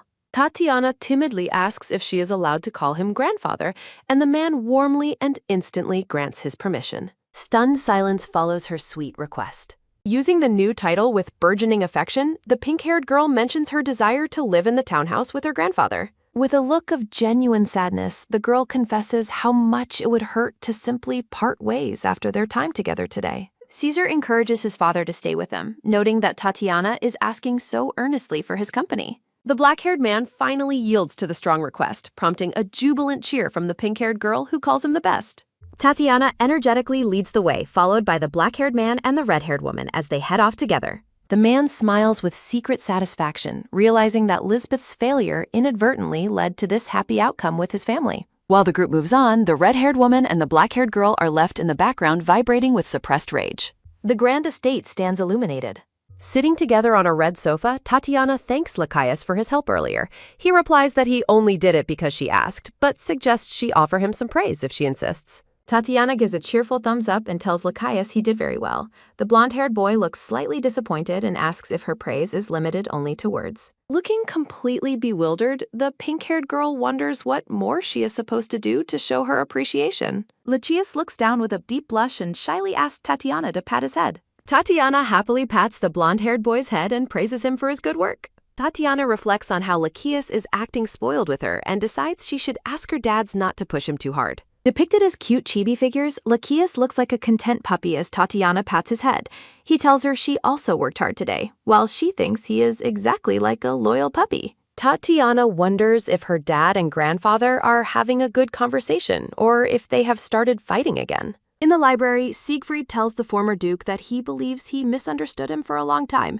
The older black-haired man asks for clarification. Siegfried explains that he always believed his father ignored his opinions throughout his life. The black-haired man recalls how the former duke opposed his plan to fight in the war against demons and even threatened to sever their father-son relationship if he went. Siegfried notes that despite his previous beliefs, the former duke was the only one who provided support when the imperial family turned away, though he initially suspected selfish motives. Carrying a young Tatiana, Siegfried expresses that he finally understood his father's heart after taking her in as his daughter and cherishing her. A montage shows Tatiana's growth from a ragged child into a joyous girl. Siegfried shares that watching her grow brought him happiness for the first time. Narrated text explains that Siegfried's sincere desire to protect Tatiana helped him finally understand the reasons behind his father's past actions. Clenching his hand, Siegfried acknowledges that his father must have wanted to protect him from the dangers of the battlefield just as he now wants to protect Tatiana. Siegfried asks for forgiveness for only realizing the truth about his father's heart now. The former duke looks toward him and calls out to Siegfried. Sitting across from his son, the former duke admits that he was also at fault for not being a caring father in the past. The older black-haired man offers a sincere apology and expresses his gratitude to his son. Siegfried closes his eyes with a peaceful and soft smile. Siegfried reflects that a small apology has finally melted the coldness that had been frozen in his heart for so long. A teacup sits on a table, and a caption marks the passage of time as a few days pass. A group of young ladies gathers for a tea party and gossips about how someone could be so shameless as to accuse another person of being a thief. The ladies discuss how Lisbeth pressured Lady Yilmaz to hide the stolen item and note that the Baron's daughter would have been suspected if not for the magic recording. Memories of Lisbeth's ruined reputation fill the scene as Tatiana sips her tea. A voice interrupts her thoughts to address her politely as "my lady." The silver-haired girl bows her head respectfully toward Tatiana. Tatiana shakes her head and insists that the wrongdoing was entirely the fault of the Count's daughter, refusing to let the silver-haired girl take any blame. Lady Yilmaz smiles brightly and expresses her sincere thanks for Tatiana's kind and supportive words. Narrative boxes state that while the matter of the outing was settled neatly, another problem has suddenly arisen. Lachias watches Tatiana from a distance with a sulky expression, commenting that she must be living it up with so many new friends. A narrative bubble confirms that for some reason, the blonde-haired boy is seriously sulking.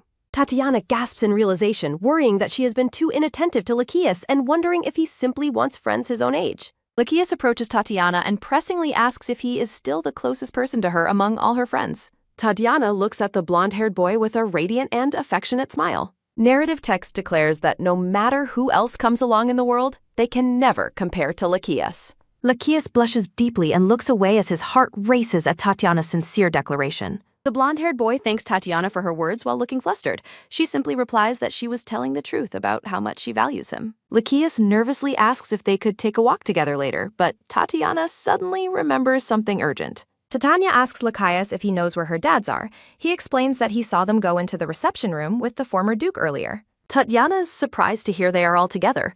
Lachias notes their expressions were dark and wonders if something serious has occurred. Tatiana tells Lachias to go wash up and rest while she goes to find her family members. With a bright smile, the pink-haired girl confirms her plan to go see her dad and grandfather. In a private meeting room, Siegfried informs the gathered group that he called them all together because he has something important to share. The red-haired man and silver-haired man look shocked as Siegfried reveals the news that demons have infiltrated the duchy. One of the men expresses his alarm at the mention of demons. The former duke adds that while he hasn't seen them directly, he has felt traces of demonic energy in his daily life. The former duke notes that the suspicious energy always disappears without a trace whenever he tries to track it. The silver-haired man asks if the temple has given any advice. The former duke replies that they found the aura too faint to be certain it was demonic energy. The former Duke asserts that despite the temple's findings, his instincts tell him that the energy is definitely demonic in nature. The red-haired man notes that if the powerful head of the duchy is certain, it must indeed be true, and he finds the demon's 6 years of silence very suspicious. The silver-haired man points out that despite the defeat of the Demon Kings, it is strange that raids and skirmishes haven't broken out over the years. Siegfried sighs deeply as he reflects on how the world has grown complacent and forgotten the true danger demons pose during this time of peace. The former Duke vows to investigate the duchy further, but admits that uncovering anything will be difficult since the traces have been meticulously erased. A sudden, sharp crash sounds as a plate shatters on the floor at Tatiana's feet, leaving broken porcelain and cookies scattered around her. In the sudden silence, the family turns toward the door to find Tatiana standing over the broken plate with a stunned expression. Siegfried and the others rush toward the girl, frantically asking if she is all right or if she sustained any injuries from the accident. Tatiana remains lost in her own thoughts, worriedly reflecting on the earlier mention of demons. The pink-haired girl feels a wave of shock as she realizes that demons have actually managed to infiltrate the duchy. Trembling with fear, Tatiana considers how the traces of demonic energy are reportedly so faint that they are almost impossible to detect. A dark and ominous memory surfaces, identifying the Bartoloa clan as the only group capable of carrying out such covert and dangerous tricks against her. During a serious discussion in the library, the former Duke informs the gathered group that demons have successfully infiltrated their territory. Overhearing the news, Tatiana is horrified to realize the Bartoloa clan is actively searching for her as part of their demonic infiltration. As her family continues to fuss over her safety, Tatiana suspects that the demons haven't officially revealed themselves to the public yet. Tatiana puts on a bright, forced smile and assures everyone she is perfectly fine, deciding to hide her knowledge of the demons for now. Time passes peacefully as another birthday concludes, marking the pink-haired girl's transition into being 11 years old.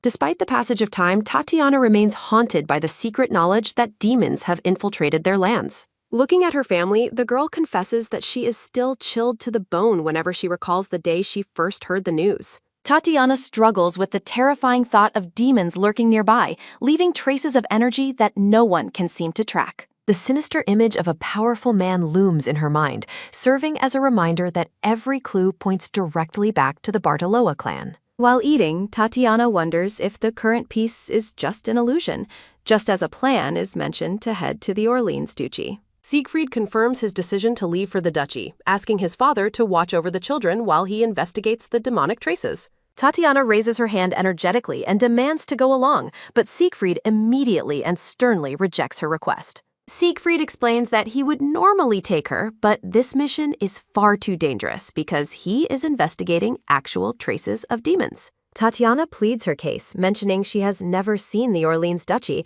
and simply wants the family to spend the new year together. Stunned silence fills the room as the two men process the girl's earnest and sweet request for family time. Melted by her sincerity, Siegfried offers a soft smile and finally agrees to let Tatiana accompany him on the journey.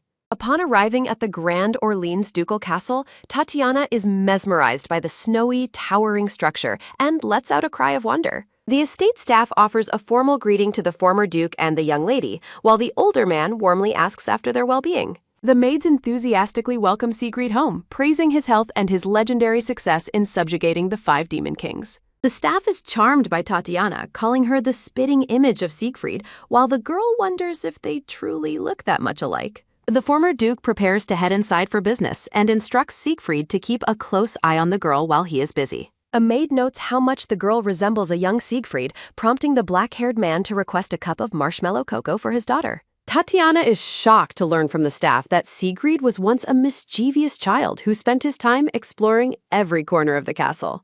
The staff laughs while recalling how Siegfried used to skip his training to find snacks, leading the former Duke to chase him around the estate. Tatiana is delighted by these embarrassing stories, but a flustered Siegfried insists that everything the staff is saying is a total lie. The pink-haired girl giggles to herself, finding it difficult but amusing to imagine her stoic father acting so rebelliously as a boy. Tatiana suddenly snaps back to reality, realizing she has become too distracted by the fun stories and forgotten her original reason for coming. Her attention is caught by workers moving heavy cargo, and she wonders if they are making some kind of urgent delivery. Tatiana spots a crate marked with the name of the Linz Merchant Guild and realizes this name never appeared in the original story she knows.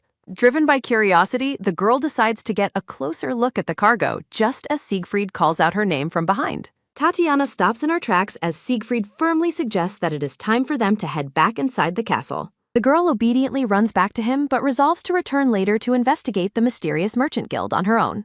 The scene shifts to the following morning as the group prepares to head out into the local town. Narrated text explains that Tatiana joined her father and grandfather for a morning inspection of the various districts within the territory. As she observes her surroundings, the pink-haired girl feels an unsettling sense that something about the area is fundamentally wrong. Tatiana notices that every shop, from the bookstore to the boutique, bears the name of the Lin's Guild, making their presence feel inescapable. Seeing yet another store under the same name, the girl is stunned by the guild's massive and apparent monopoly over the local market. Narrative bubbles question how such a massive guild could have been completely omitted from the original plot of the story. Holding her grandfather's hand, Tatiana comments on how the Lin's Merchant Guild seems to have shops everywhere they look. The former duke explains that the guild is their primary trade partner and has grown at an incredible rate over the last few years. The pink-haired girl smiles cheerfully at the explanation, though she remains secretly suspicious of the guild's sudden and overwhelming success. Tatiana asks to visit a build shop. The purple-haired man agrees to buy the girl whatever she desires, and she thanks him happily. A blonde shopkeeper welcomes the group and offers to assist them in finding anything specific they need. Tatiana wonders about a specific doll. An adorable puppy doll sits on display. Surprising the pink-haired girl, the former duke asks if she likes the doll she is holding. Tatiana waves her hands dismissively and explains she was just looking and has plenty of toys at home. The purple-haired man looks dejected by the rejection, making Tatiana realize she needs to change the subject immediately. Tatiana energetically declares that she would actually prefer a sweet treat over a new doll. Fired up by her request, the former duke notes a nearby dessert shop and suggests they head there instead. Tatiana finds the shop normal but remains wary of the guild's rapid expansion in the duchy. As her grandfather leads her away, the girl wonders if the original story is changing because the three heroes survived. The shopkeeper bids them a polite farewell and asks them to visit again soon. A subtle, sharp gleam flickers in the blonde woman's eyes. The shop worker's expression turns chillingly dark as an ominous energy swirls around her. They return home late at night. A butler informs the former duke that the head of the Lin's company has requested a personal meeting. The former duke agrees to meet the company head tomorrow afternoon to receive his personal greetings. Tatiana ponders the merchant guild leader. A carriage arrives the next morning. Thomas Linz, the head of the trading company, formally introduces himself and pays his respects to the duke. Tatiana expected a charismatic noble leader. Disappointed by the brown-haired man's appearance, Tatiana wonders if the plot has truly shifted from her expectations. Thomas greets the famous young lady, and Tatiana politely introduces herself to the merchant. The merchant notes how much the family cherishes the girl and admits he would feel the same way. Siegfried and the former duke proudly agree that she is adorable, while Tatiana feels embarrassed by the constant praise. Thomas laughs and remarks that just watching their happy family makes him feel joyful as well. The merchant presents a large gift. Tatiana and Siegfried look on in surprise as the girl asks if the box is a gift for her. With a radiant smile, the pink-haired girl thanks the man for his kind present. The gift box is carefully opened.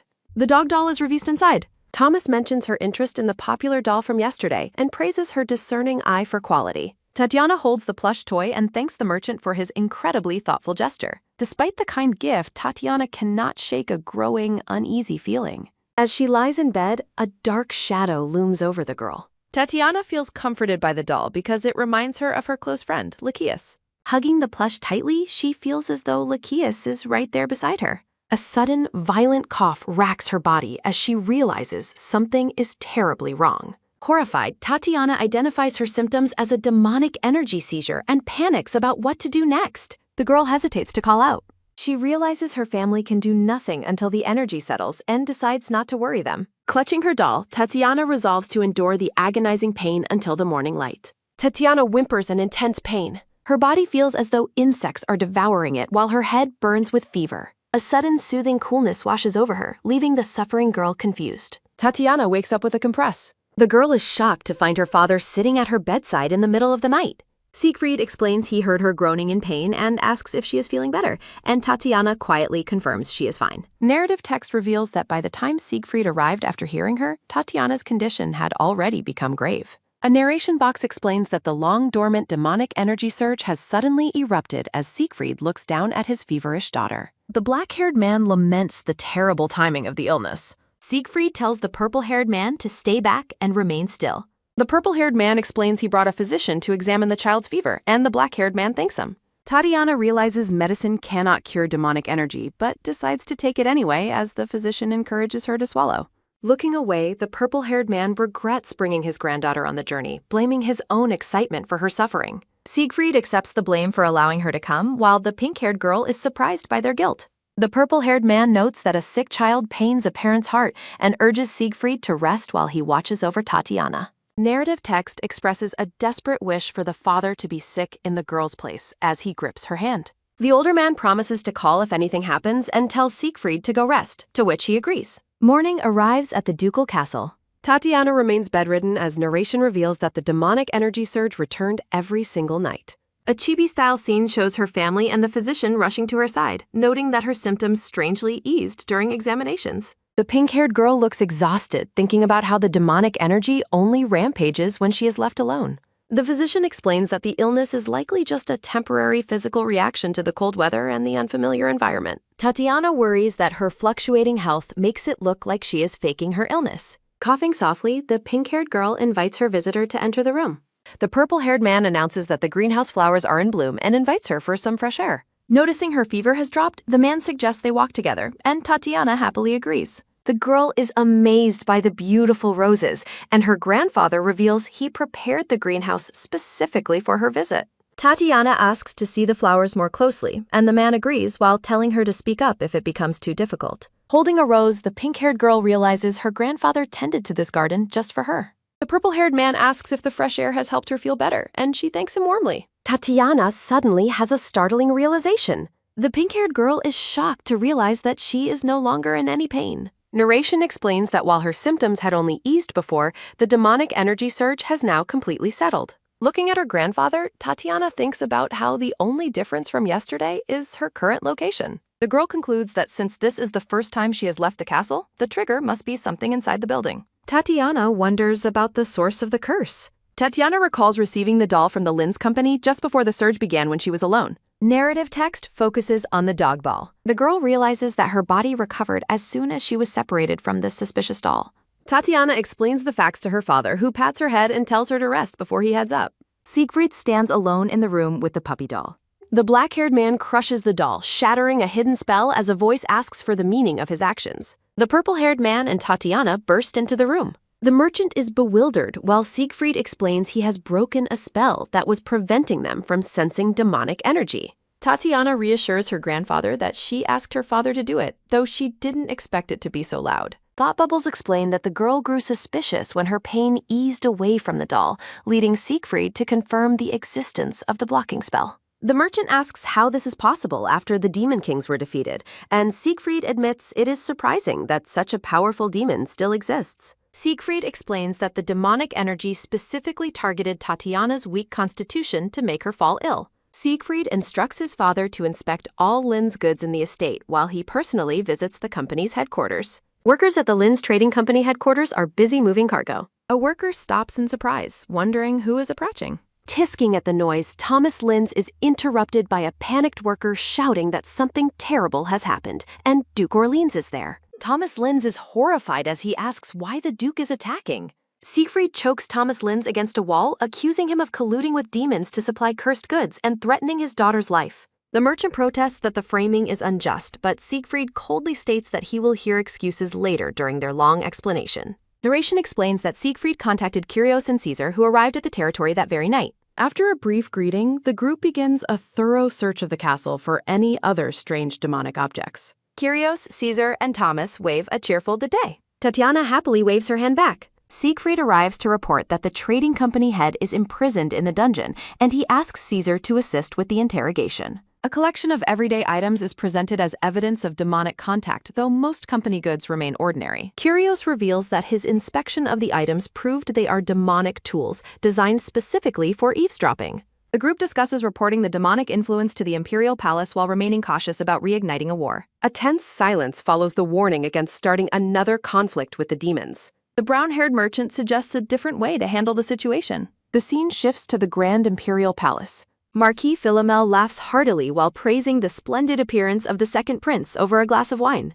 As the Marquis flatters the royals, the blonde boy observes the older man's forced pleasantries. Looking at his meal, the blonde boy feels grateful for the rare invitation to eat with the royal family. The blonde-haired boy feels a pang of worry, noting that Tatiana hasn't sent any letters since leaving. An urgent message interrupts the dinner with a sudden, loud bang, much to the annoyance of the blonde woman presiding over the meal. Panic erupts as the messenger announces traces of demons in Orleans territory, leaving the blonde boy terrified for Tatiana. A mysterious subordinate kneels while addressing the head of the house. A large hand rests on a horned girl's head as a voice dismisses the report on the trading company's punishment. Standing by a window, the pointed-eared man acknowledges Siegfried's efficiency in handling the recent events personally. The man scoffs at the news of a grand council, labeling the gathering of human leaders as a meeting of vermin. The head of the Bartolova family muses that while a new war is difficult, the current peace is far too lenient for his tastes. A pair of hands rests on a map as the speaker mocks the continents transcendent for wasting affection on mere humans. The gray-haired man admits to crafting the magic tools while mocking the king's inability to harass him after the war. Looking sinister, the man decides to recruit followers who are slightly more capable than the current incompetent vermin. The scene fades with a chilling wish for health as Tatiana sleeps peacefully, unaware of the lurking threat from the Bartolova family.